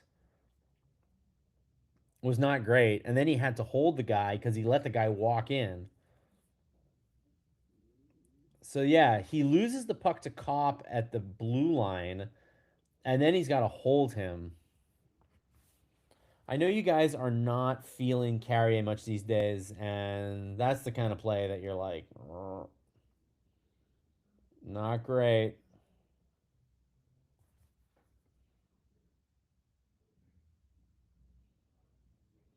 This is the most West Island story ever. I love it.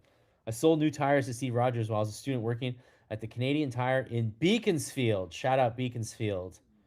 Shout out West Island. If they make the proper offside call, no penalty. Yeah, that was I was wondering. Did he turn it over at the blue line or was it actually offside? Because they didn't call it offside, so I thought that I guess it stayed in.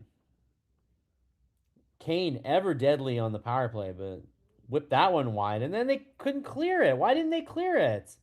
They had a million minutes to do it. Come on, guys. Now Dobson clears it. That took way too long.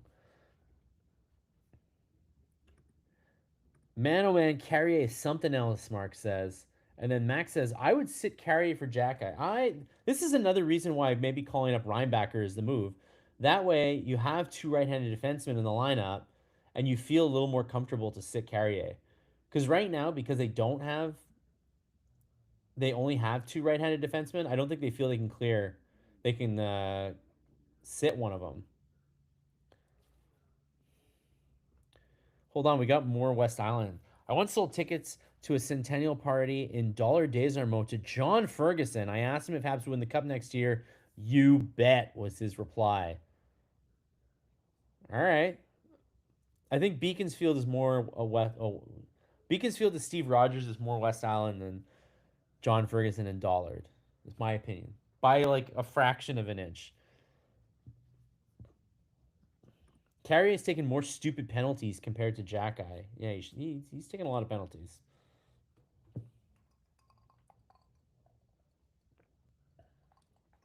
And this one's got a minute left on it.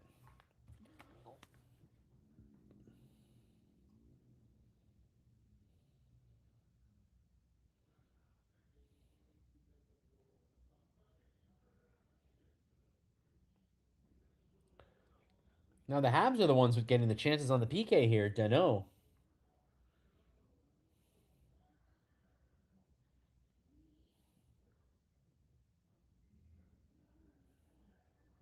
Wow, Dano, man. One man wrecking crew here. Fergie lived in Dollard. Who does any Hab live in the West Island now? Not even, eh? Does Matheson? I don't even think Matheson does. Or Veleno even. Unless he's just like chilling at his parents. Oh! Really nice play to Veleno there on the peak at the end of the PK.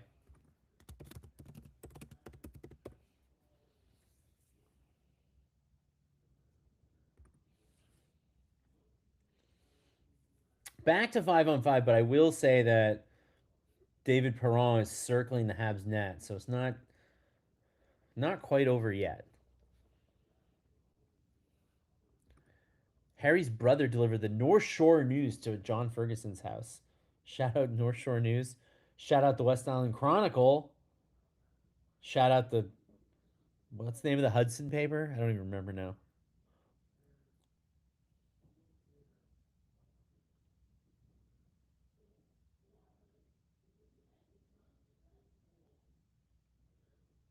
All right, Demidov now with his own entry and tried a high risk play to Newhook. Newhook actually corralled it.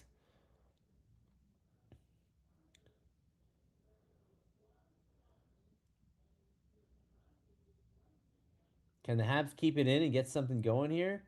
Gallagher's on this line with them. Oh, what a play by Demidov. But he can't find anybody to feather the pass to. Newhook was in front of the net, but he was getting blocked by two guys. But the Canadiens are still doing really well on this shift. They're dominating below the goal line right now. Detroit finally gets it out, though. And Detroit's content to just dump it out. Oh, oh man, Suzuki was blazing down the ice. And they called Slafkovsky offside, and Slafkovsky does not feel like that was what was up. Or was it Hudson that was skating? Or is Hudson going to the box? Hudson's going to the box. Did not see what happened there. Interference, I would assume.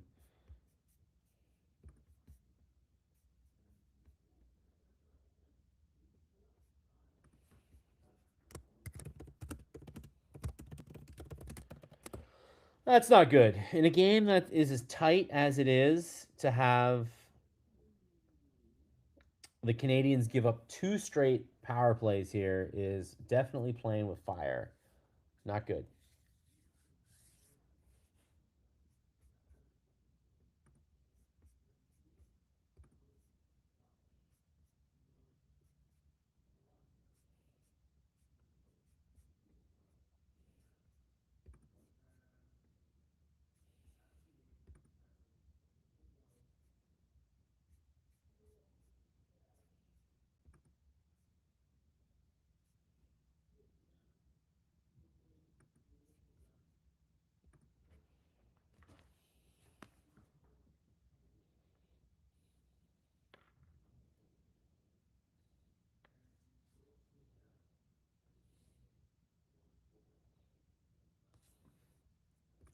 He skated into a Red Wing. That is what it looked like, eh?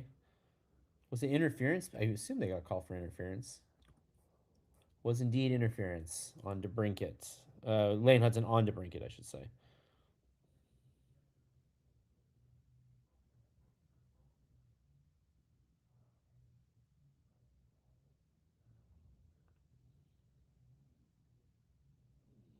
So let's see what happens. So he's got oh, I see what's up. Yeah, Suzuki's coming in the zone, and then Hudson makes contact with DeBrinket as DeBrinket's trying to intercept Suzuki. Fair enough. Max says this is going to be a one goal game. While the Canadiens will need to kill another penalty if they want to keep this a 0-goal game. And they win the faceoff right off the bat and dump it down the ice. The Wings only allowed 2 goals in their last game to Calgary. Yeah, Detroit are a robust, tight team with a lot of veteran players.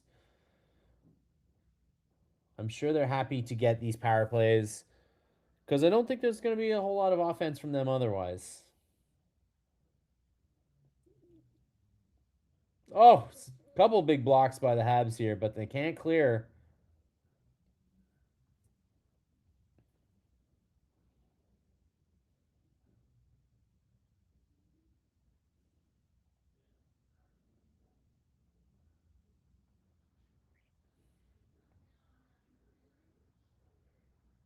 Oh, Van Riemsdyk kind of left alone in front of the net.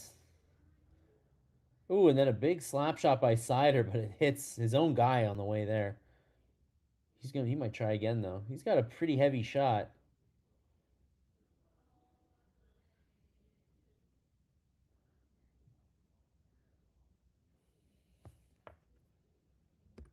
Deneau's having a strong game. He is. Oh, yeah. He's been put on notice early. He's had to kill penalties. Oh man, Van Riemsdyk in front.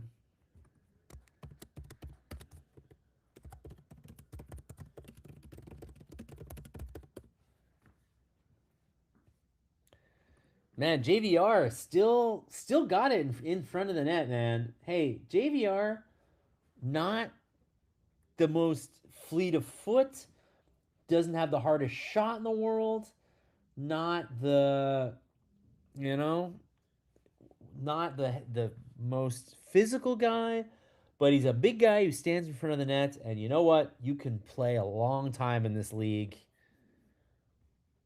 You can play a long ass time in this league if you can park your butt in front of the net and score goals. And JVR can do that.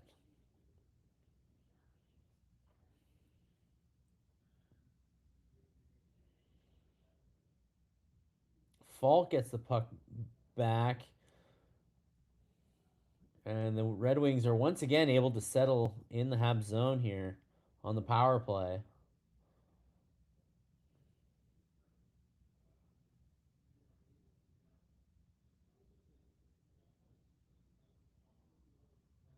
Oh, Justin Falk moving really well, and Dobish's got to make 2 big saves, and now he gets involved with Kopp, who was in front of the net.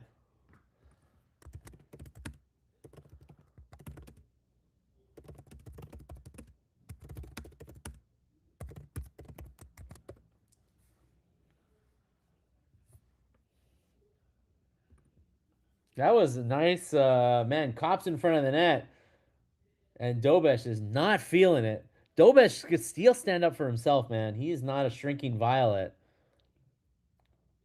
Makes the 1 save, makes the 2 saves, and then look at him. Bah! Gets right in with Kopp. Shoves him twice. You love to see it. He shoved him harder than Noah Dobson did. Bob Taylor is pro the big numbers on the back jerseys for the Wings and the what do they call it, the barber poles. Wings players on this PP each over 130. And yeah, and these are older guys, but I will say that I do think that they have like Kane and JVR. Feels to me like they have like a bunch of line A's on this power play, like a bunch of guys who are just there for the power play. I don't think you see Kane do that much 5-on-5. Mark says the greatest goalie performance ever witnessed was Price in 2021. Even though I was never a Price fan, I call him as I see him. I mean, they don't make the finals, right? Without Price. One final hurrah it turned out for Carey. Gave up the rest of his career for that run. That was like a kind of almost it was a 2-on-2 rush, but the Habs definitely had a chance to get a scoring chance on net, and then Suzuki tried a little too hard to feather that one to Slafkovsky, and it got intercepted. But we're back to 5-on-5.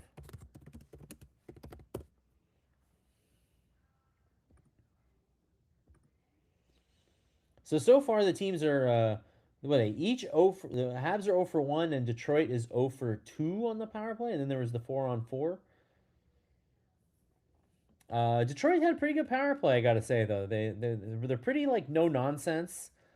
Look, you know what you're getting from Kane and JVR, and Falk was moving around pretty good, so not a bad power play.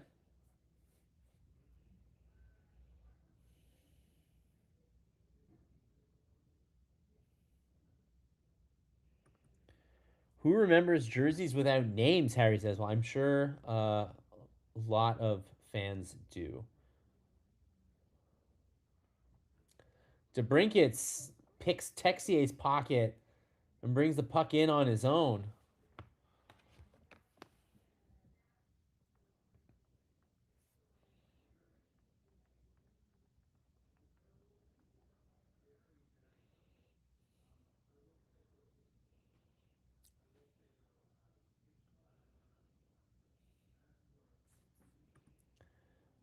Bob remembers when referees had names on their jerseys. Yeah, you don't want that now. You don't want to target them.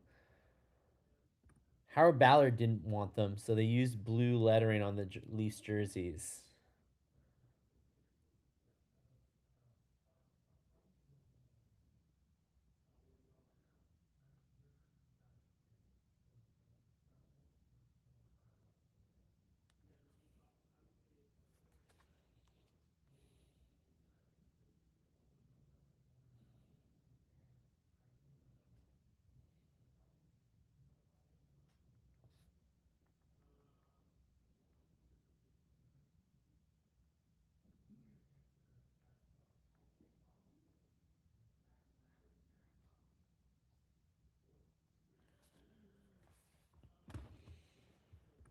Texier trying hard for his spot. Yeah, man, it's competitive.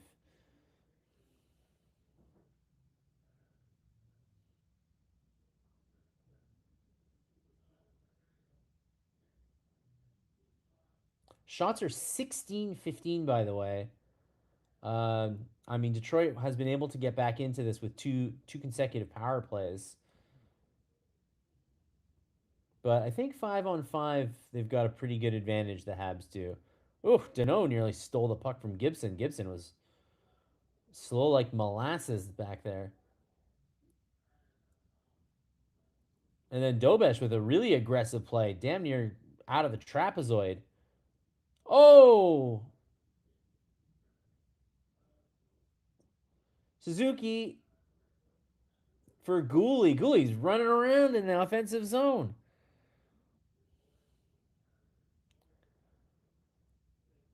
Gooley with a nice chance with the top line, but now the top line is in the zone. Can they get something going? They cannot get anything going. They're almost too fast. They're almost too fast for the Wings. The Wings are just kind of standing there, but Canadians are kind of just walking right into them a little bit.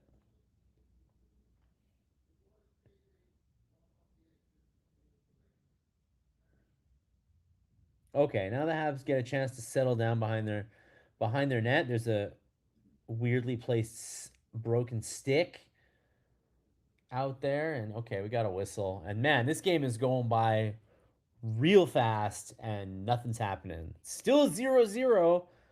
There's 5:50 left in the second period. Shots are 17-15 Montreal. Very even game so far. Uh, Ray Holden says it best. Looking like next goal wins. I mean, is this going to be a 1-0 game tonight? There's no offense tonight. I can't even say that it's been like so many chances. We'll check the chances momentarily. Good pace to the game, though, Bob says. Yeah, it's not a boring game, just a tight game. I did want to check. Yeah, what are the chances right now?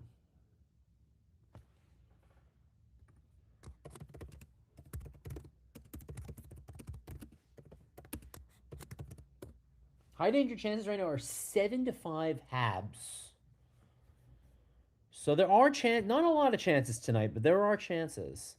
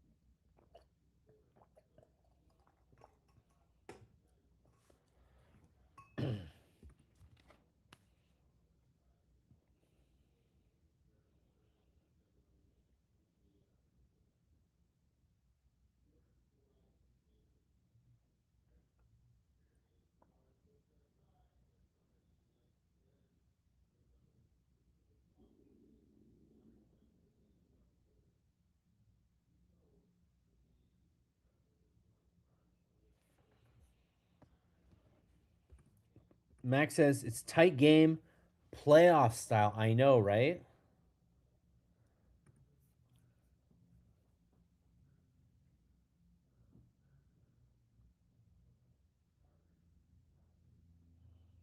All right, Dobson. Ooh, Dobson moving up the net, moving up the ice with speed. Can he get something done? Kind of fired off his back foot, and Gibson covers up. But and then once again, we've got what was that Veleno and Gallagher kind of messing around after the whistle. The refs are not in the mood though. Al Wilson was the man. Says I'd sleep good tonight if the Habs can pick up 2 points. Feels like a playoff game. It really does. This feels like two teams that know full well what 2 points could do in the standings. Bruins up 3-0 on the Jets. Oof. Yeesh. That doesn't help anybody.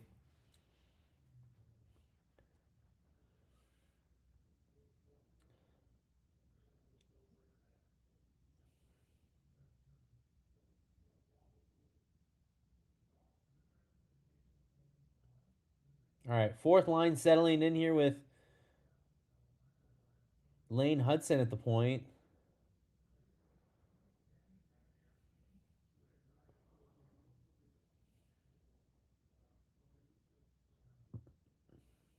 Wow, really nice play by Danault to keep the puck in the zone.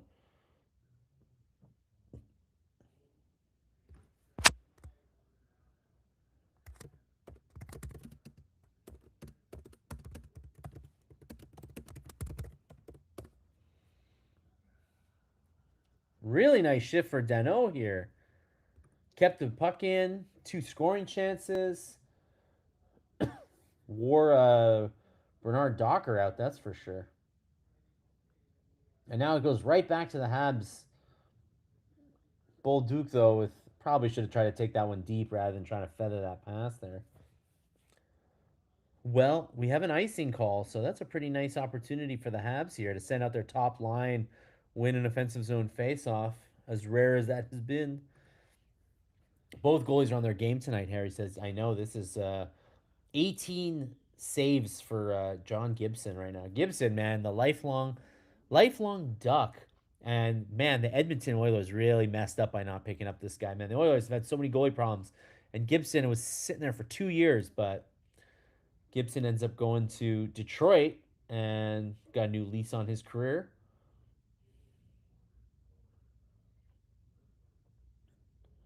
Oh, Dobson with a nice shot, but it does not get through traffic and it hit his own guy. Caulfield got Caulfield's gonna get a nice bruise on his shin for that one. Oh, DeBrincat, man, you gotta DeBrincat's their Caulfield, right? Like he can shoot from just about anywhere, and you gotta watch out. Suzuki couldn't handle the puck on the hot pass and up.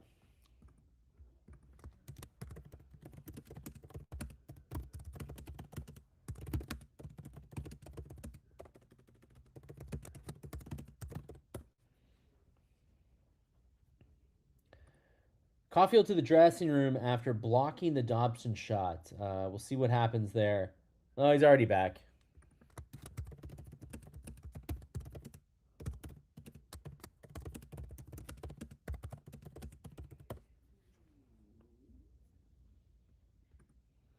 Our crisis is over after 30 seconds. He's just pacing around.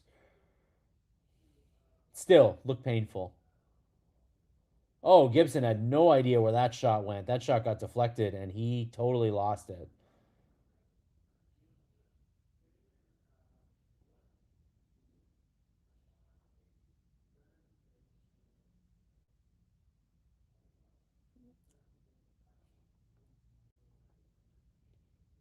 Man, really nice shift for the third line here.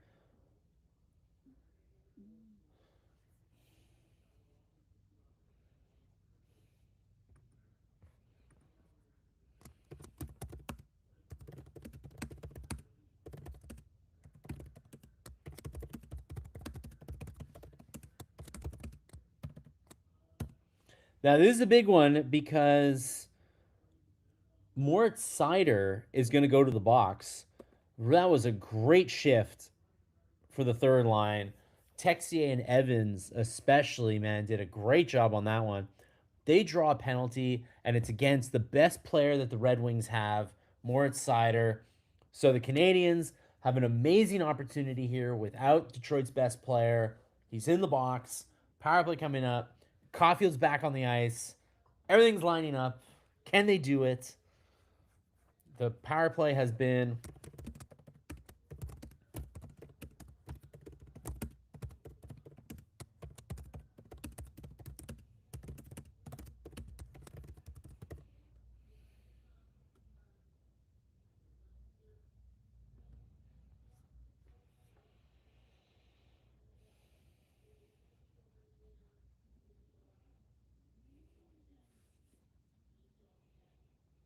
Harry's like, I'm almost hoping the Wings score first. I hate watching the Habs try to sit on a lead.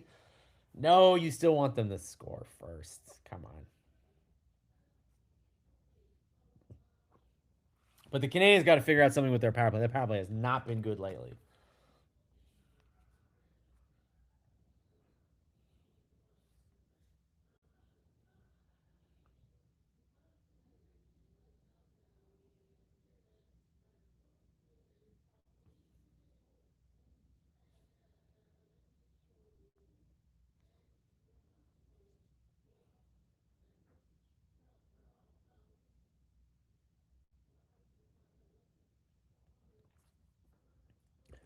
Hockey, as Bob says, is returning to the hammer.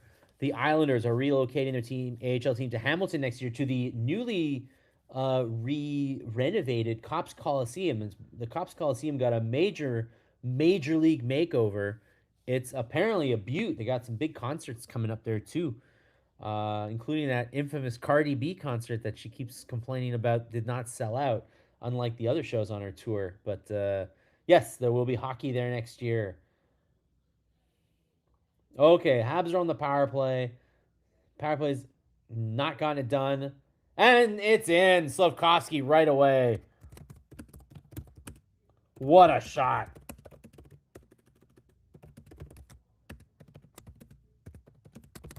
What a goal for Slafkovsky, man. That was exactly what the doctor ordered, man, to break this deadlock. Big face-off win by Suzuki, and then Suzuki takes it back to the point. Back and forth with Hudson. Down to Caulfield. Caulfield tries to bring it across to Demidov, but it ends up bouncing to Slafkovsky in the slot in the end, and he absolutely effortlessly with a big shot. Roof Daddy is 1-0. 25 goals for Uri Slafkovsky this year. Read him and weep. 13 power play goals for Slafkovsky. He is having a monster 4 months. He's a point per game player in the last 4 months. If the Canadiens truly have 3 point per game forwards with Demidov on the way, this is huge. And they're screaming Ole in Detroit tonight. Caulfield, Suzuki, your assist. Nice quick release by Slav. Remember when at the beginning of his career, man, when he never shot the puck, and we're all like, what the hell, my dude? Shoot the puck more. That goal could prove large the way this game is going, Kelly says. Slafkovsky's the beast. Booyah.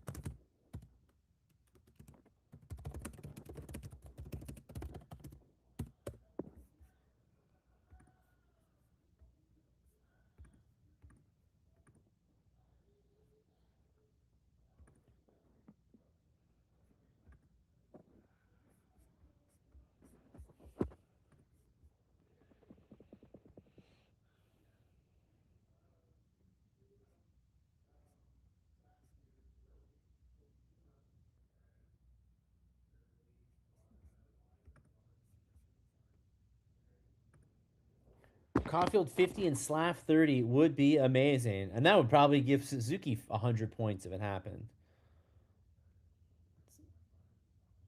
Appleton is down.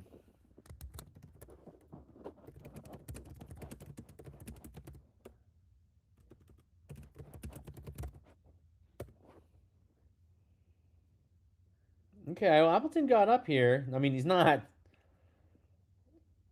doing great, but he's putting weight on both his knees. It looked like his knee got Suzuki. I think is 16 points in his last 10 games. That sounds about right.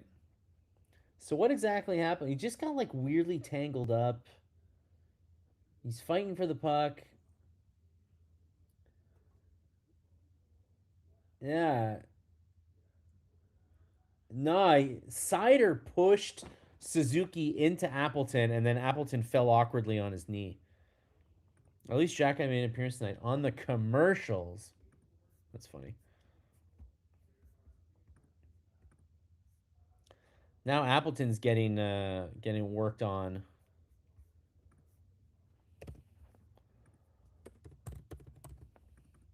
But I think he's okay. I think Appleton's probably okay. Maybe they call it a night for him just to be safe, but don't look too bad.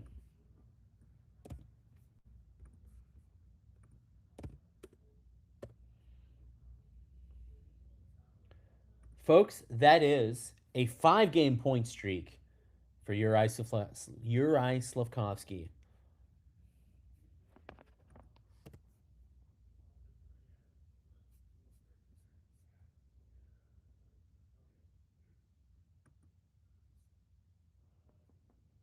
And it's the second period is already over, man. This game is going by fast. It is tight.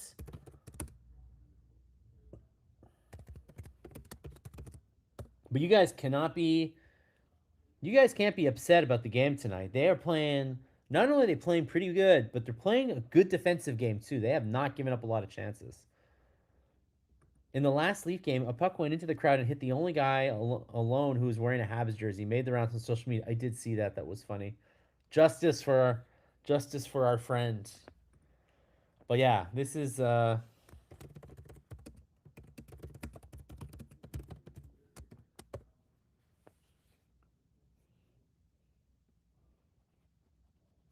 says it doesn't seem like Dobish has been busy tonight. No, 15 shots. 15 shots, not too many.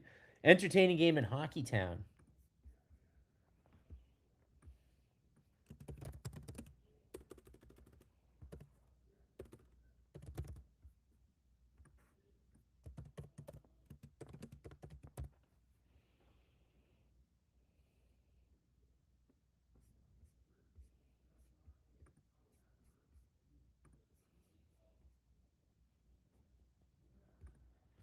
Yeah, let me know your thoughts on the second period here, man. This is a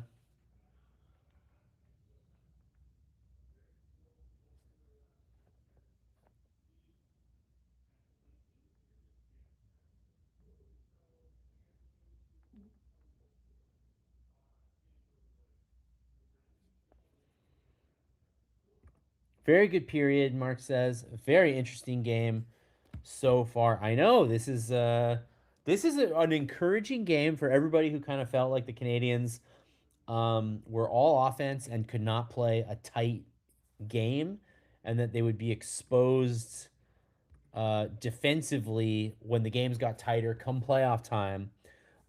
It turns out maybe the Canadiens have another gear in there where they can play a tight game. I don't know. I mean, it helps now that you've got two goalies that you can kind of count on.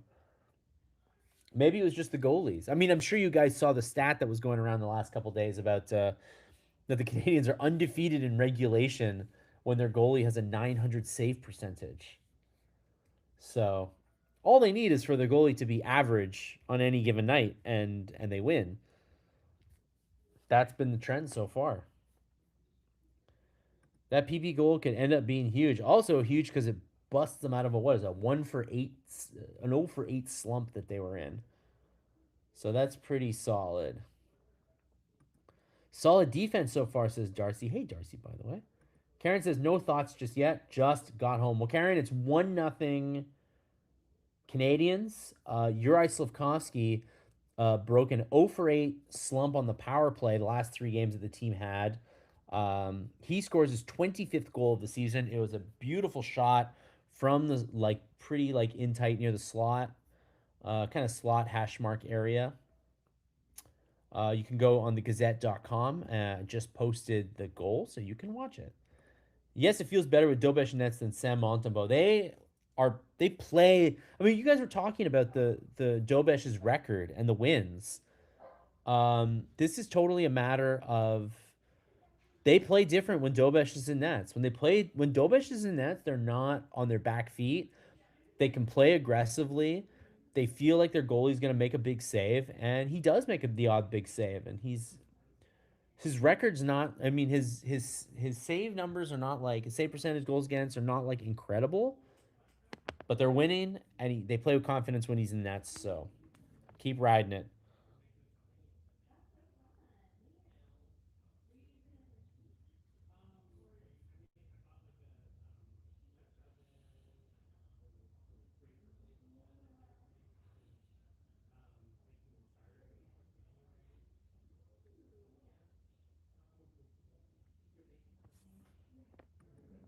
I heard you yelling in the car during the game. What?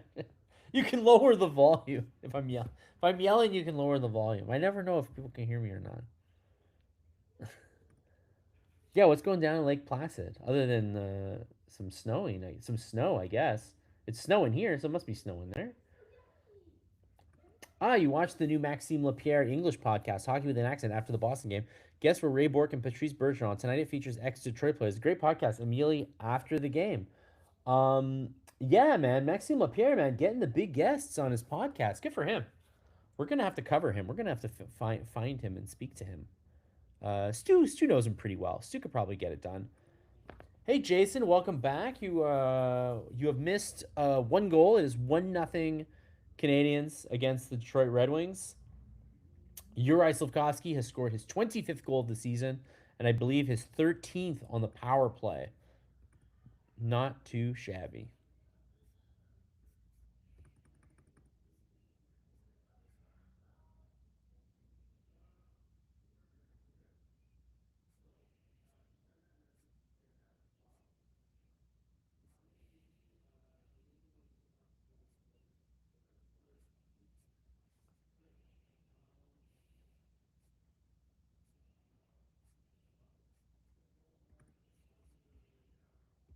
Mark says people are still trapped in Sudbury. 83 centimeters of snow fell on Monday. Good lord, that's a lot.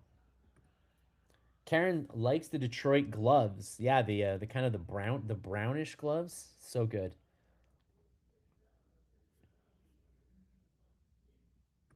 Wow, you got $300 in cards for watching the podcast. Yo, that's a good prize. Good for you. Good for you, Rick. No prizes. No prizes here tonight.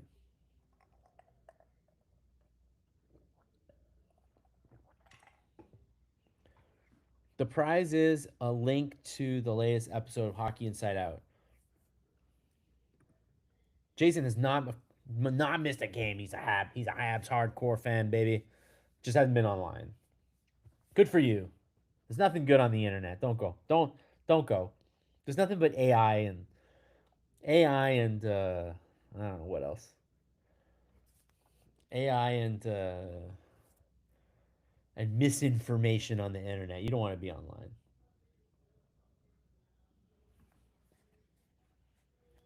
This live blog is the only beacon of truth out there. No, it's not true. Even this is AI. Even we're AI.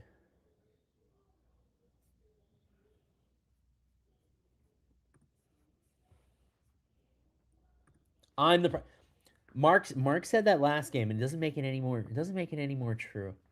We have me, and that's priceless. Stop it. Stop. I could probably get AI to do this for me. You absolutely can get AI to do this for you. You don't need to tell me how useless I am in the world of AI. I'm well aware of my I'm gonna have to learn how to like screw in a light bulb. AI can't screw in a light bulb yet, and I can do that. Jason, I'm not done yet. AI can't make you laugh.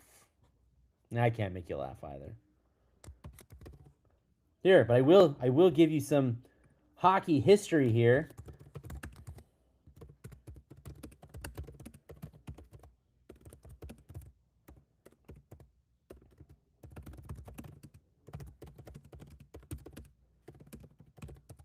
Matthew Schaefer is the youngest defenseman in NHL history to get 50 points.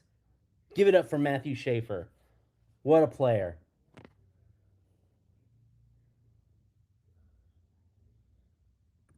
Mark Caliver says AI has made it so difficult to know what's real and what is it. I find it annoying. It sure is.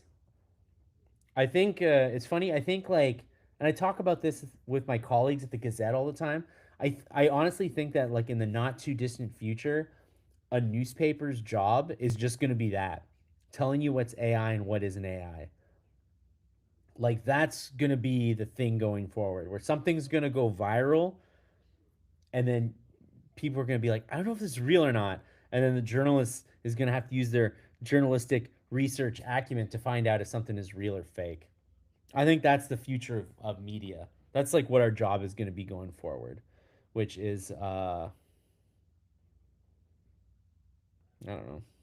I don't know how excited or not excited I am with it. Jason says that I'm gonna try to fight the AI for you, or work with it, whichever you want. AI slop music. Yes, there's lots of AI slop music out there. I've been wondering, guys, if I play real music in the background, like before the game, are they gonna like say that it's copyrighted and ban me? Because I know that if I do it on other things, that could happen. Because I would love to like start off this every night with like put on like Stairway to Heaven or something.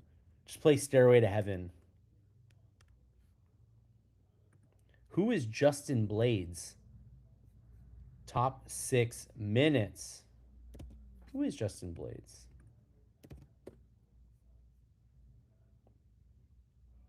He's a defenseman, apparently. He's a 16-year-old defenseman, apparently.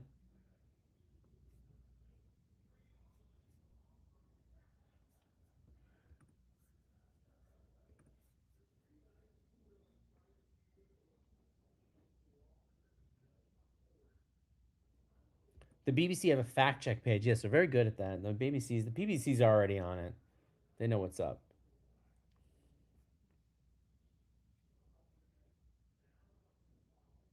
They will block me if I play Stairway to Heaven. Just sing, Karen. Karen, you don't want that.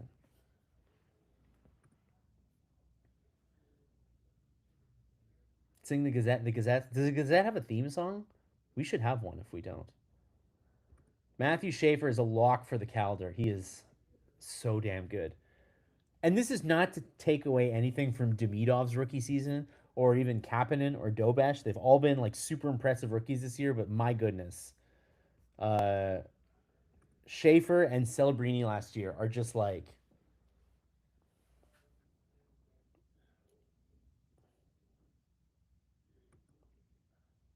oh, Justin Blades does top 6 minutes after the game. Oh, that's pretty cool.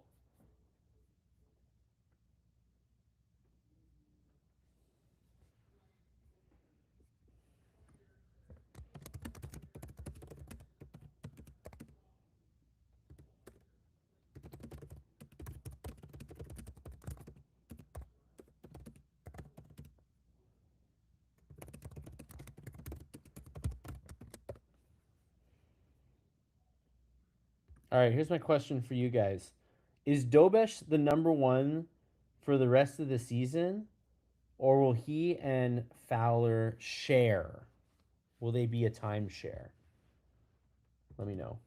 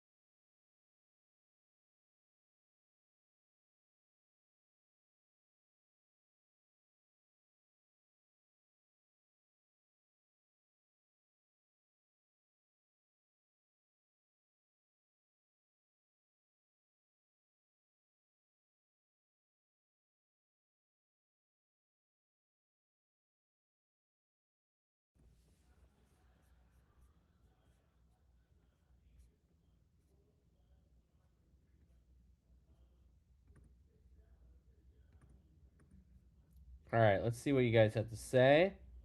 Mark says Dobesh is number one. Steven says they share. Karen says they share. Rick says, I agree with all on the question. Well, there's already people dissenting, but I think you mean share. Michael says he deserves to be the number one. Morgan says the record speaks for itself. He's the number one. Kelly's at the ECAC Championship tourney. Clarkson versus Dartmouth. Cornell versus Princeton. Not feeling 100% as Dartmouth solid best team since the 80s. Karen got pizza in Cowansville and says the pizza is good. Next time I'm in Cowansville, I will. My wife's uncle is out in Cowansville, and we don't see him enough. But maybe I'll go see him and get pizza. Dobesh is Halak and Fowler is the young Price waiting in the wings. Dobesh is the number one for now until he is traded like Halak. Why don't you just keep him? That was the lesson we learned. Imagine if Price and Halak had been the goalies for like a decade together. What could have been? What could have been? I hope Dobesh is happy being 1B to Fowler, Jason says.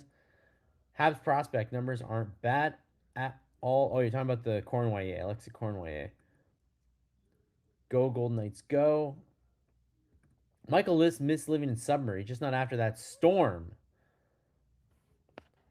Jason added pineapple to his all dress. It's really good. I like Hawaiian pizza. I know I'm a freak.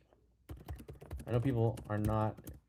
If anybody else is down with Hawaiian pizza, let me know. We're back for the third period, by the way. Yeah, if any of y'all like Hawaiian pizza, please let me know that I'm not alone in this world. Because I love Hawaiian pizza. Ooh. Yo, I'm getting all the free meals tonight. Mark Tellifer's gonna owe me a meal when Mark Bergevin gets hired as a GM, and now Karen's offering pizza in Cowansville. I'm just cleaning up tonight. See, you guys are the ones who are supposed to get the prizes, but I'm the one getting the prizes tonight. All right, it's one nothing. We're at the start of the third period. Shots are 22-15 Habs. This one is tight. Playoff tight. And so far the Habs have been up to the challenge.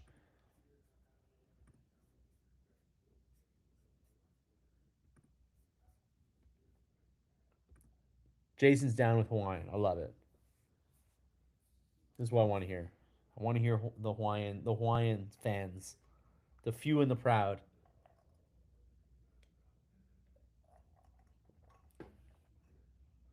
Karen Light also likes Hawaiian. All right, maybe there's more of us than I thought. Everybody in my family hates Hawaiian pizza, so I order a Hawaiian pizza all to myself.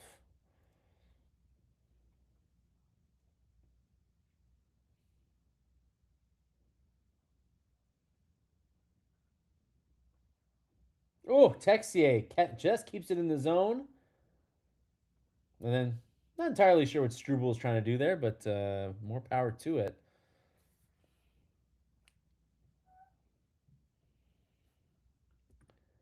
If I'm ever in Wingham, we have wing night at the Legion on Fridays. Wait, you have wing night in Wingham? Somebody's made that joke before, I'm sure. Thai cuisine has a pineapple rice dish. Amazing. Yes, I do love cooking with. I love everything with pineapple, to be honest.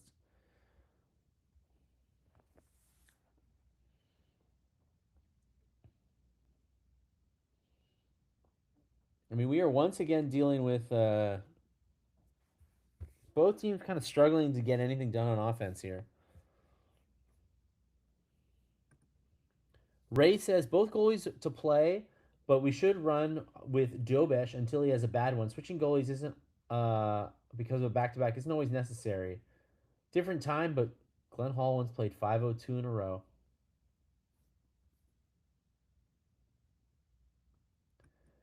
Mark's geez, we'll get to the pizza later, but it's tied 1-1. Mm.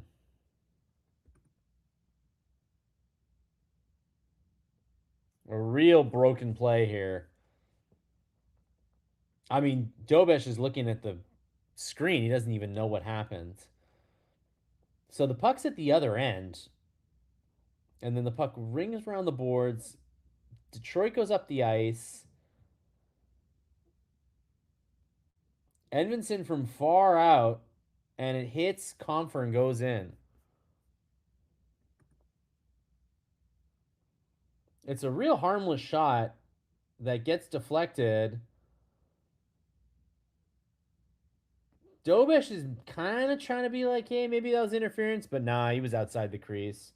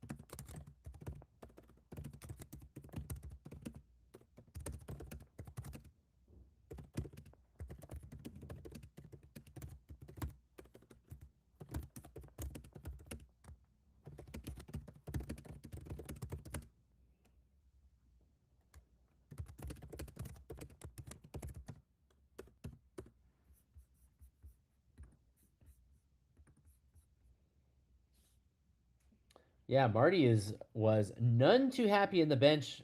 Newhook for missing his man. So we saw Newhook only play 9 minutes last game. I think that might be it for him tonight, or not it, but certainly not being fully trusted here. Could be another 3 point game. I'm sure both teams would love that. And we got another scrum in front of the net. I mean, Sider's trying. Is that Sider who's trying to get a piece of Struble? Struble's not. Doesn't want to get involved. Jason says, I've started noticing that a lot of goals are going in because of close traffic on the goalie. We need size in front to start clearing the crease better. Yes, that is a gigantic problem for this team. They are definitely just giving up the middle of the ice.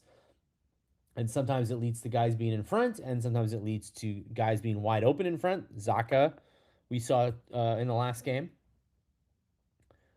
But this time, yeah, man, Struble with the shove on Sider. There's a reason for most of the first goal scored this season. Our $9.5 million man Dobson, he can take a player out, can't take a player out. You know what? That was not Marty put that one on Newhook. Newhook missing his man more so than Dobson. He did not seem upset with Dobson. So we'll see what we end up with penalty wise here.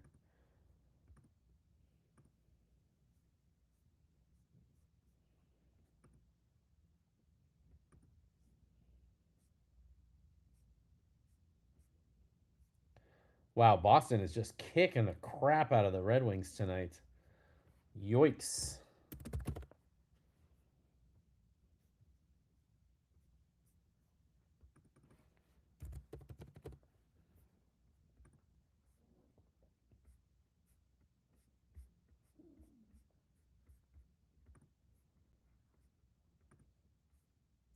So we're going to be a 4-on-4 for 2 minutes.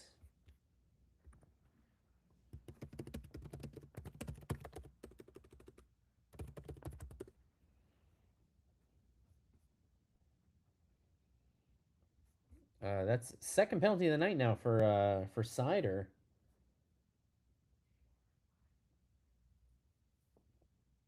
Sider again and Struble taking the penalties.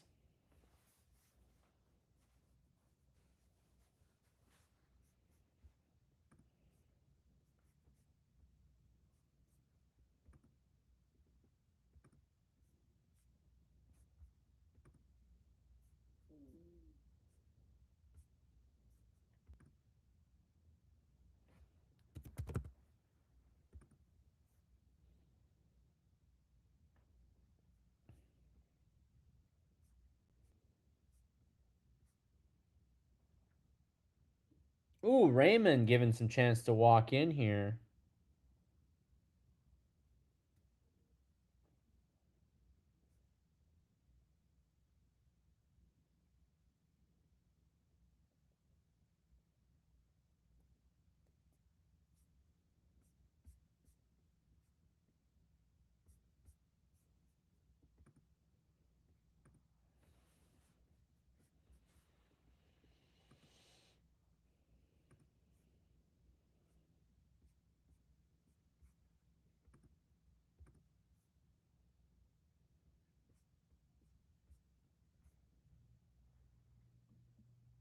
Oh, Detroit with a couple of chances there, but they missed the net. No, Newark was benched Tuesday. Newhook, I guess missed the trailer was the whole issue. They were saying that Dobson was just kind of alone in front with the guy.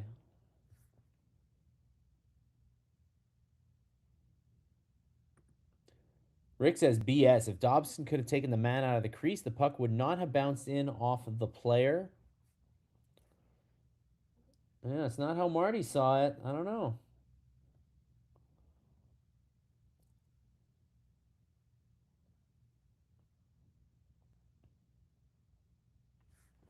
All right.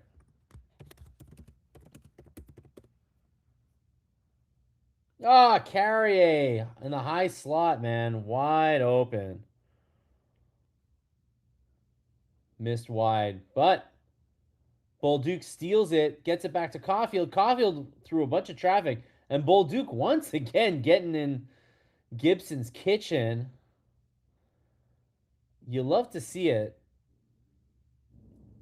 Bolduc, as you guys know, has not scored in 28 games. He has definitely got to be feeling it. If anybody starts coming back from injury, I mean, Veleno's reminding people that he can kill penalties. Might be a situation where Veleno gets back into the lineup with a good performance tonight. Doesn't say much about Hugo if MSL benches all these players. Well, there's always going to be guys in the doghouse, but he's benching. He doesn't bench too many guys. The guys they tend to have their rotations.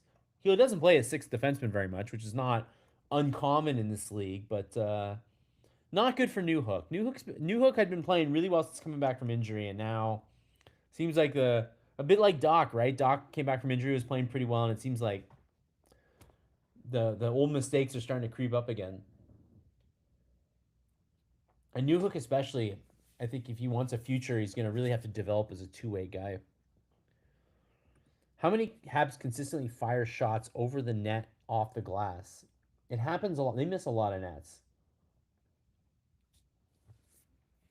and those guys are the main offenders for sure. We are tied 1-1. Not great. Habs had a nice 1-0 lead, but it did not last. They got the 1-0 lead kind of late in the second period, rather. Slafkovsky scored his 25th on the power play. And then early in the third period, Simon Edvinsson. Was that who took the shot? Who took the shot in front? No, it wasn't Edvinsson.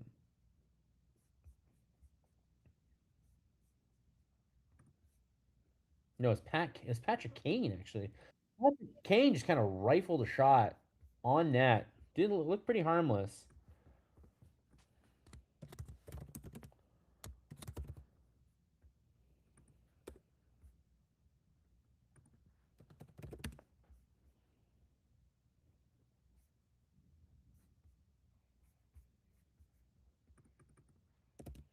Yeah, kind of a strange goal, but the game is this tight. You cannot give up those tight ones.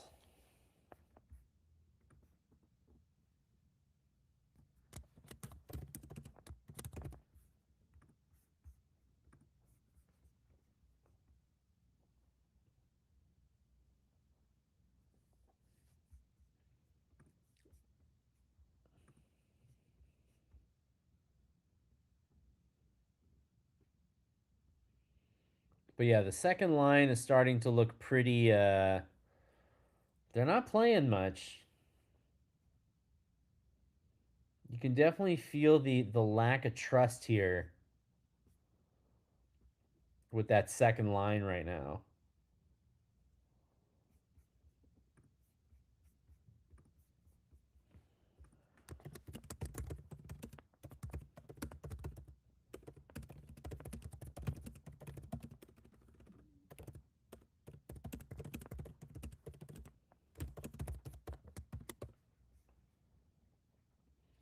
All right, if let's say New Hook can't hack it on the second line, which is starting to look like that's the case, a bit like when Dach got pulled from the first line. Who would you try next on that first line? Who do you think's worthy of another shot in the top six?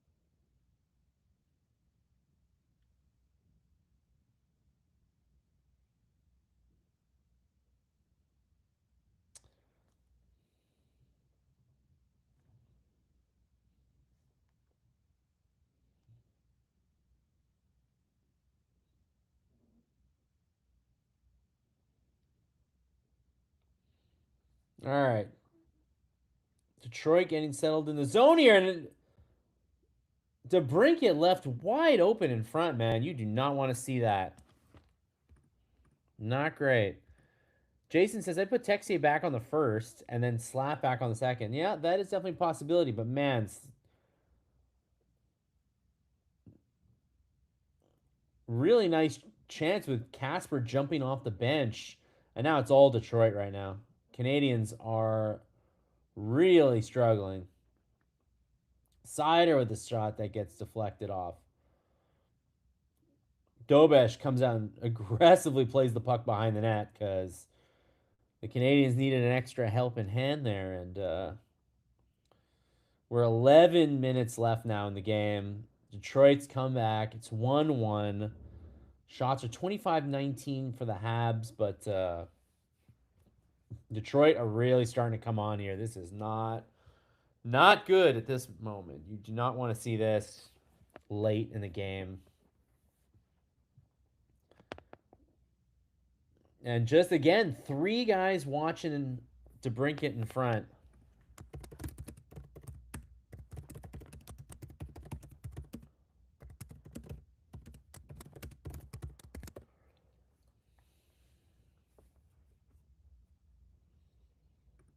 Three guys, man, standing around watching DeBrincat walk in. It happened again. This time, Newhook with a really nice pass to Kapanen, but he sails it wide.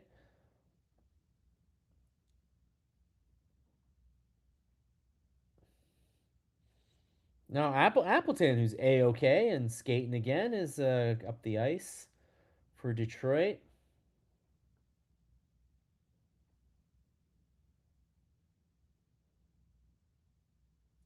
And at this point, Detroit's definitely just like sending the guy to the net and putting a shot on net and hoping something happens. They're really not overthinking the offense any more than that, and maybe they don't need to. So that can be called icing? No.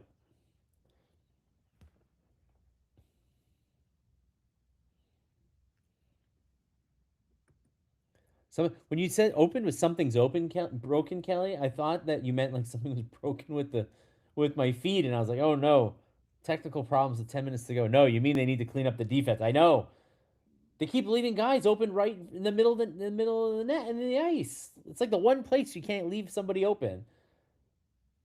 But this is where like zone defense, right, would make things a lot different because you would just have the guys standing there, but they really want to create the turnovers, so they're doing man to man right now, and it's high risk. Like there's risk happening every game, and sometimes it works, and then sometimes it doesn't work, and they got to figure out what the trade off is here. Because if they blow this game over some busted coverage, man, that's not good. This is a team that they need to beat to get to the playoffs.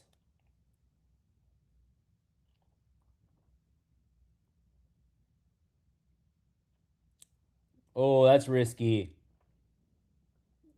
Casper got knocked down.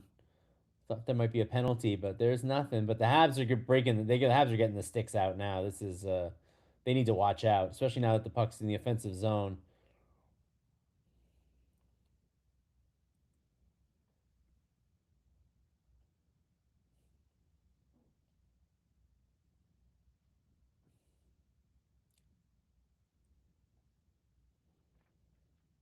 Okay, we're 8:20 to go, man, and the Canadiens are hanging on right now. It's 1-1, but Detroit have really pulled ahead in this third period. They've got the momentum going.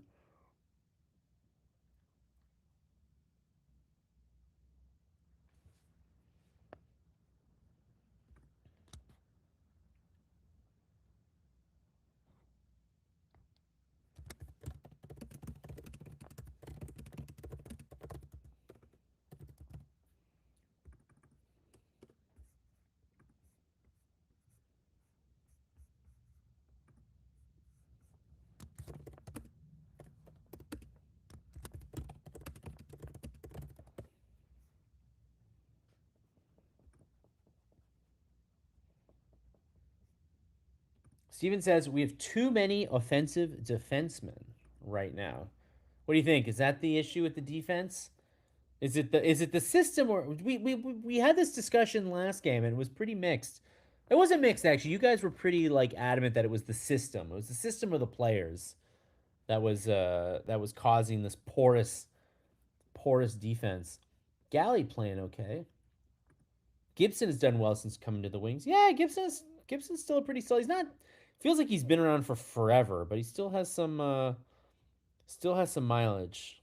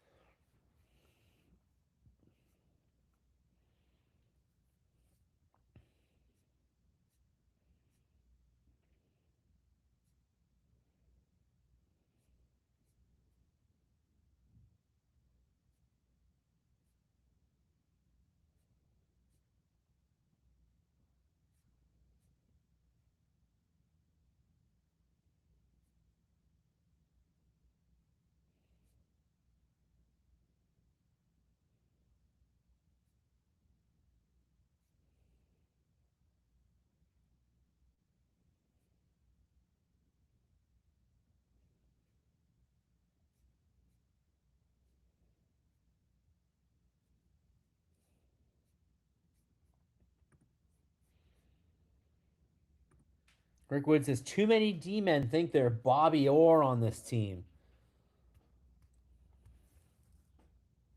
Yeah, a lot of this falls on the guys who are expected to be more the stay at home, the Goalies, the Strubles. Even Matheson's got to like tone it back a little bit.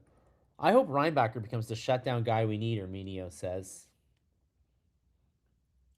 his future might be coming up real soon here.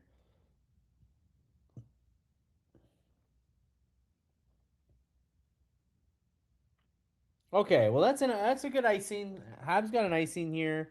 7:22. They can stop the bleeding a little bit.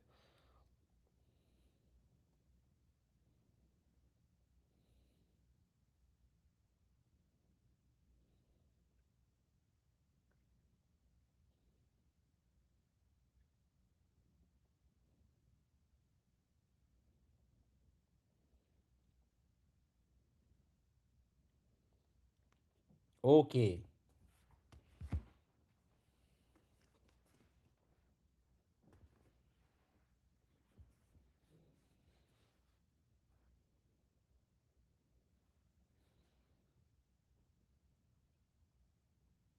Oh, bouncing puck.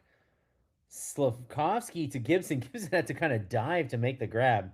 Wasn't a hard shot or anything, but a bit of a knuckler. Kelly Morgan says that's part of the problem. They seem to find inopportune times to forget about playing sound D. Struble last game was in front of the Boston net waiting for a pass. Arena says it would be okay if we get to OT. Karen Rooney said Engstrom played last night. Really? He played last night? He's back? Oh, baby. Get him here. Get him to Montreal. Stat.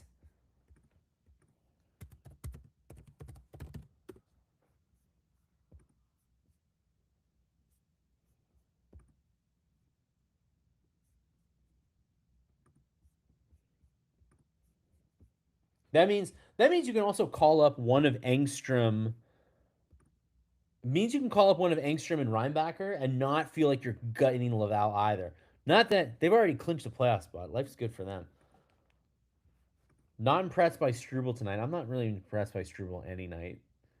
I mean, to me, he's very thoroughly a okay number 7 defenseman.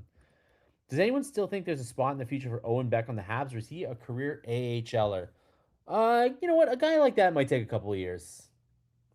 Not everybody is a one year and out of the AHL guy. He might need a little more seasoning.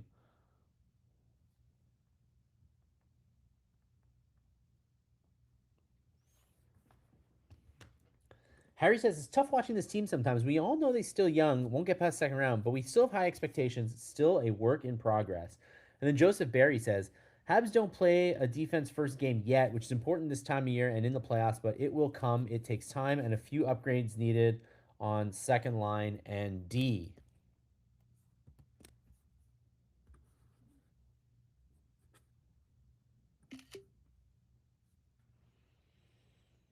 Beck and Roy are trade bait, Rick Wood says. Ottawa 3-2. Brady with 12 seconds left. Yeah, their season is still. I mean, you never know. They're playing pretty well, but oy, oy, oy. Losing last night really put Ottawa in a rough situation.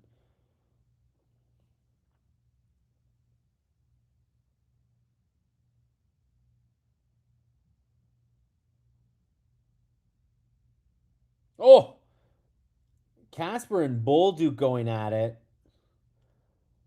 but it kind of just allowed. Who was that got in front? Caspar to just kind of get in front and get a chance.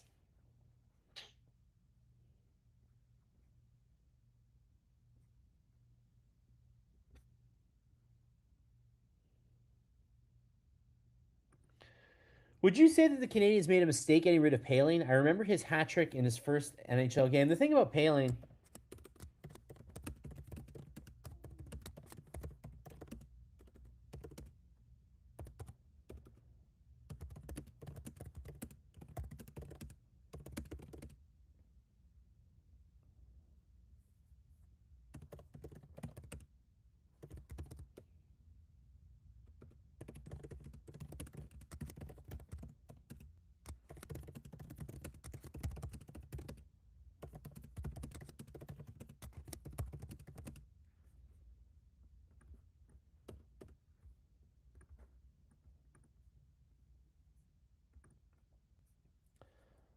Yeah, I think the thing about Paling, it's nice that Paling is. It's like bit like Mike McCarron, right? It's nice that Mike McCarron and Ryan Paling and these guys got their spots, but the thing is that they had their 3 years, and then after that, you have to send them through waivers, and if you don't make it in your first 3 years, like it's hard to keep the guy in the lineup.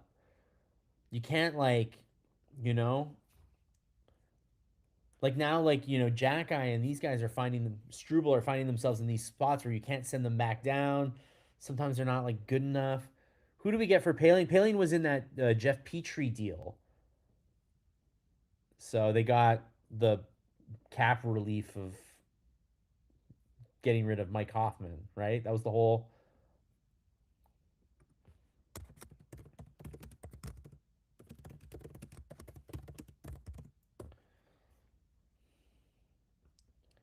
So they got Matheson back, right? So it's Paling and Petrie for Matheson. Am I like losing my mind here? Yeah, Kelly's right. I mean, overdrafted, very slow progression. That's it. It just took him too long, and then like at a certain point, he clears waivers, and you're like, well, I can't. We can't just keep going here. This game is a good reminder, Bob says, to our young team what the games will be like during the final stretch. You can rest in the summer. You need total effort to make the playoffs. Yes, exactly. They got Matheson. I call it the Petrie deal, but yes, it really should be the Matheson deal. Okay, we are 5:51 left in the third period. Still 1-1. This game is real tight. Anybody's game.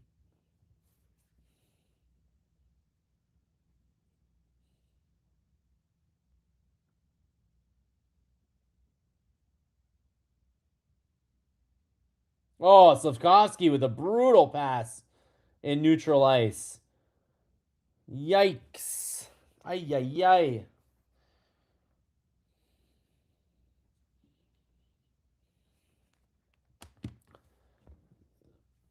I don't know what Slafkovsky was thinking there, but hey, doesn't matter now. Stretch pass up. Can the Habs get something going here? They cannot.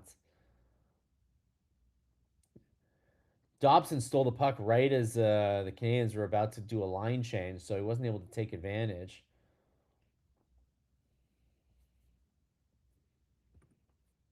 All these blown leads are giving me PTSD. Oh, Hudson's wide open, but he's skated over the puck. Oof, what a move, though. Oh, Veleno got tripped up in the offensive zone, but they're not calling anything now. This is playoff hockey right here.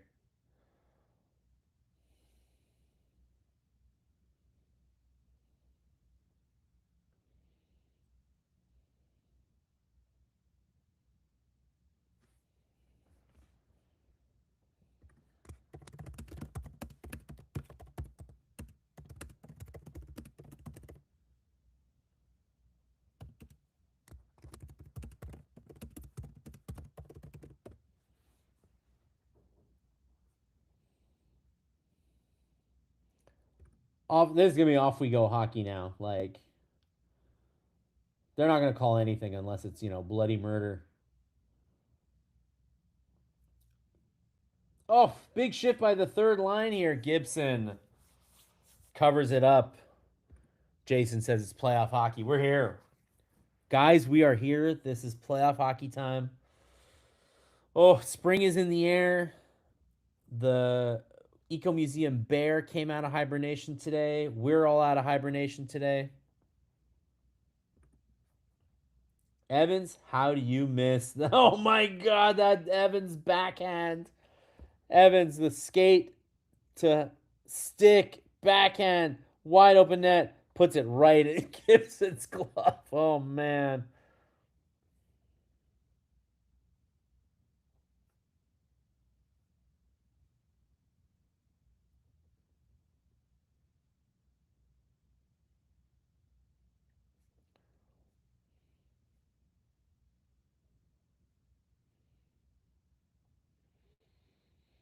Yes, I'm afraid Doug Wickenheiser. Oh no! What a goal by Detroit! That was brutal.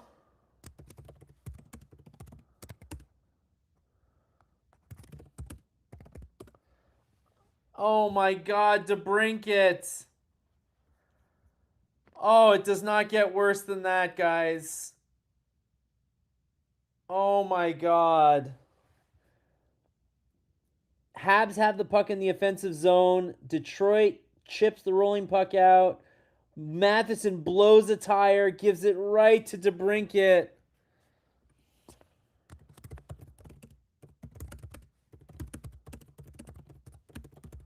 Oh my God.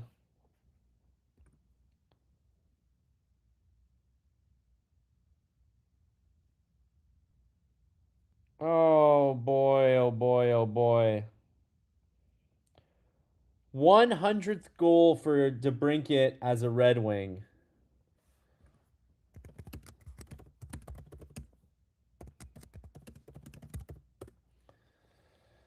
Oh, yeah, yeah, yeah, yeah, yeah, yeah, yeah, yeah, yeah, yeah. Mike Matheson, man, totally blew a tire and handed it right to DeBrincat. Matheson, tough break. Are you kidding me? Mike.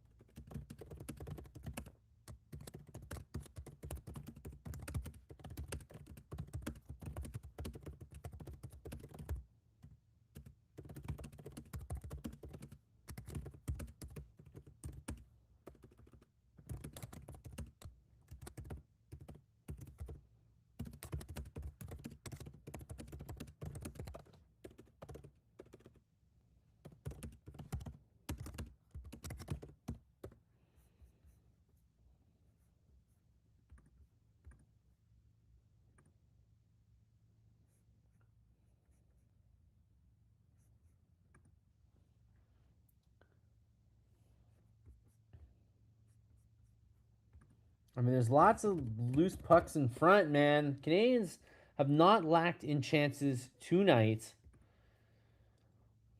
but nothing yet.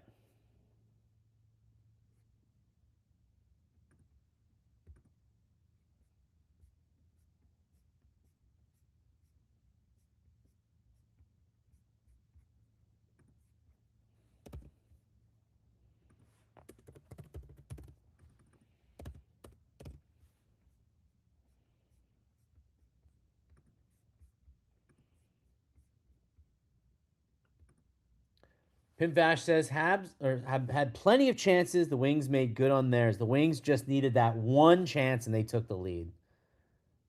Jake Evans, one shift before, had a wide open net and he missed his backhand. Al says if we miss the playoffs by a point, why did Mike break his stick? It wasn't the stick that fell. He's mad. He was mad that he wiped out. This happens way too often. OMG, insane. So is there any magic left? Harry says. Well, we got a filet dessert with 149 to go. But the Habs keep losing the board battles, man. Habs have not done well along the boards tonight. And, they don't have Dach around, who's pretty good on the boards. The one thing he's good at.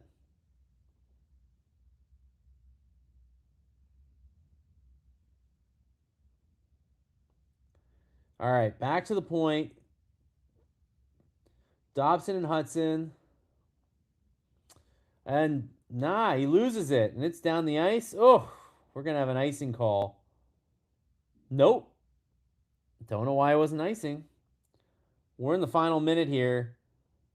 Nice play by Hudson to get the puck in, but he immediately gives it up. By the way, if that was Arbor, Marty would torture him. These are actions, not planned accidents prior. You can't punish young players for same mistakes that seasoned veterans make.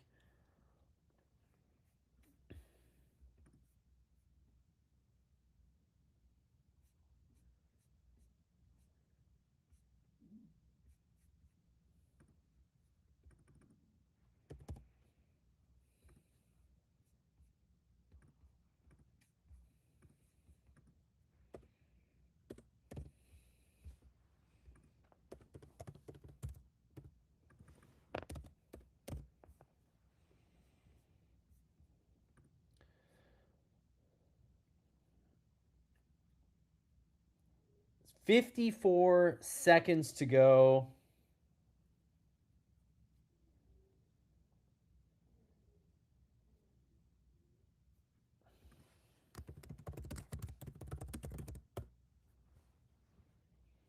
Blue Jackets win. Bruins win. Canadiens are down 2-1 with less than a minute to play against the Detroit Red Wings. This could be a 8-point day, basically. This is This could be disastrous. What do they got? Last minute to play, net empty, and the Canadiens lose it almost right away. Detroit skates up the ice. 35 seconds left. No empty netter, but the Habs get another chance up the ice here. But they have not been able to solve Detroit along the boards, who just keep shoveling the puck up the boards, and they did it again. They have done it all night, and now Andrew Kopp scores an empty netter, and it's 3-1.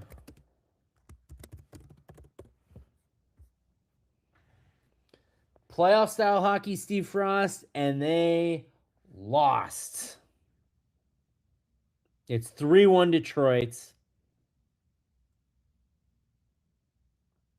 It's over. Habs, Bruins, and Wings are all tied. That could not have gone any worse. What a disaster.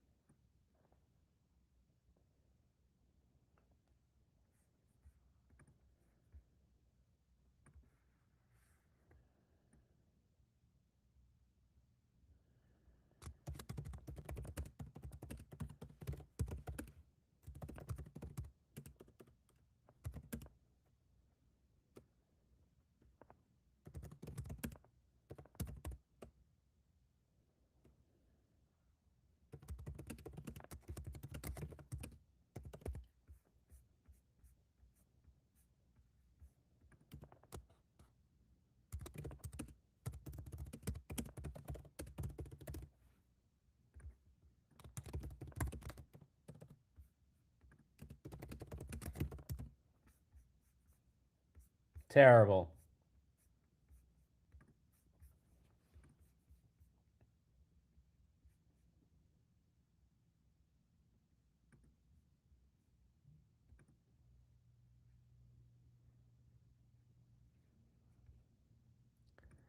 When we improve our defense, offense takes a night off. Tough loss.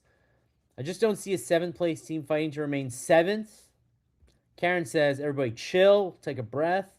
Pimpfash says, we've lost 3 in a row, slipping away. Steve says, good game, on to the next. Steven says, crève coeur. Harry says, all she wrote. Mark says, season over. Well, the season's not over. There's still 14 games to go. There's lots of season to go. Remember what happened last time? The team backed into the playoffs. Still made it, but they backed into the playoffs. Maybe it happens again. Good comments by all. Rick says, I agree. You guys are on the ball today. This time of year, the disadvantages of having a smaller team makes a difference, Arminio says. Ay. Well, people are funny. Can't handle a loss in the conference where 6 teams had a 3-point difference going into the game. Detroit got lucky with their goals. Max says, tough loss. Detroit is a good defensive team. They are a good defensive team. I was a little hard on them earlier, but they are pretty good.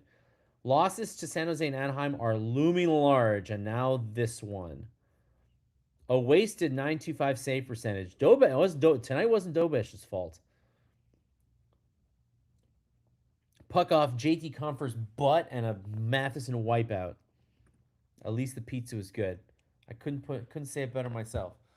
Well, thank you guys for another good one. You know the score. About Last Night's come in tomorrow morning.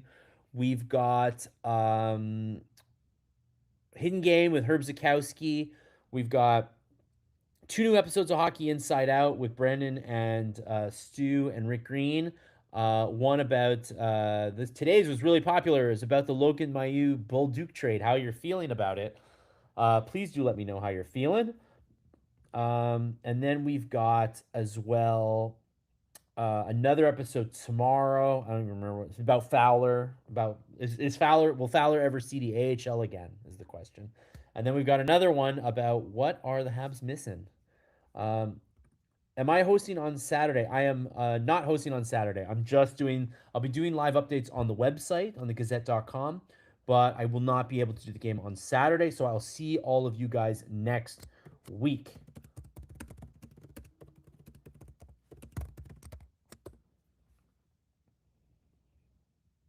When's the next game after that? They don't play Sunday. I don't remember. It's like next Tuesday. Next Tuesday, I assume. Kelly Morgan, though, with words of the word of the day. Not time to panic just yet, Habs fan. There's time to get back on track. Just that the track got a little bit shorter. Words to live by. It was a bad giveaway, bad ending. Everybody, but it's not over yet. The Canadiens were way further down last year and made it, so they just got to figure it out. Thank you all so much for joining. I had a blast tonight. Have a good weekend, all of you. Stay safe.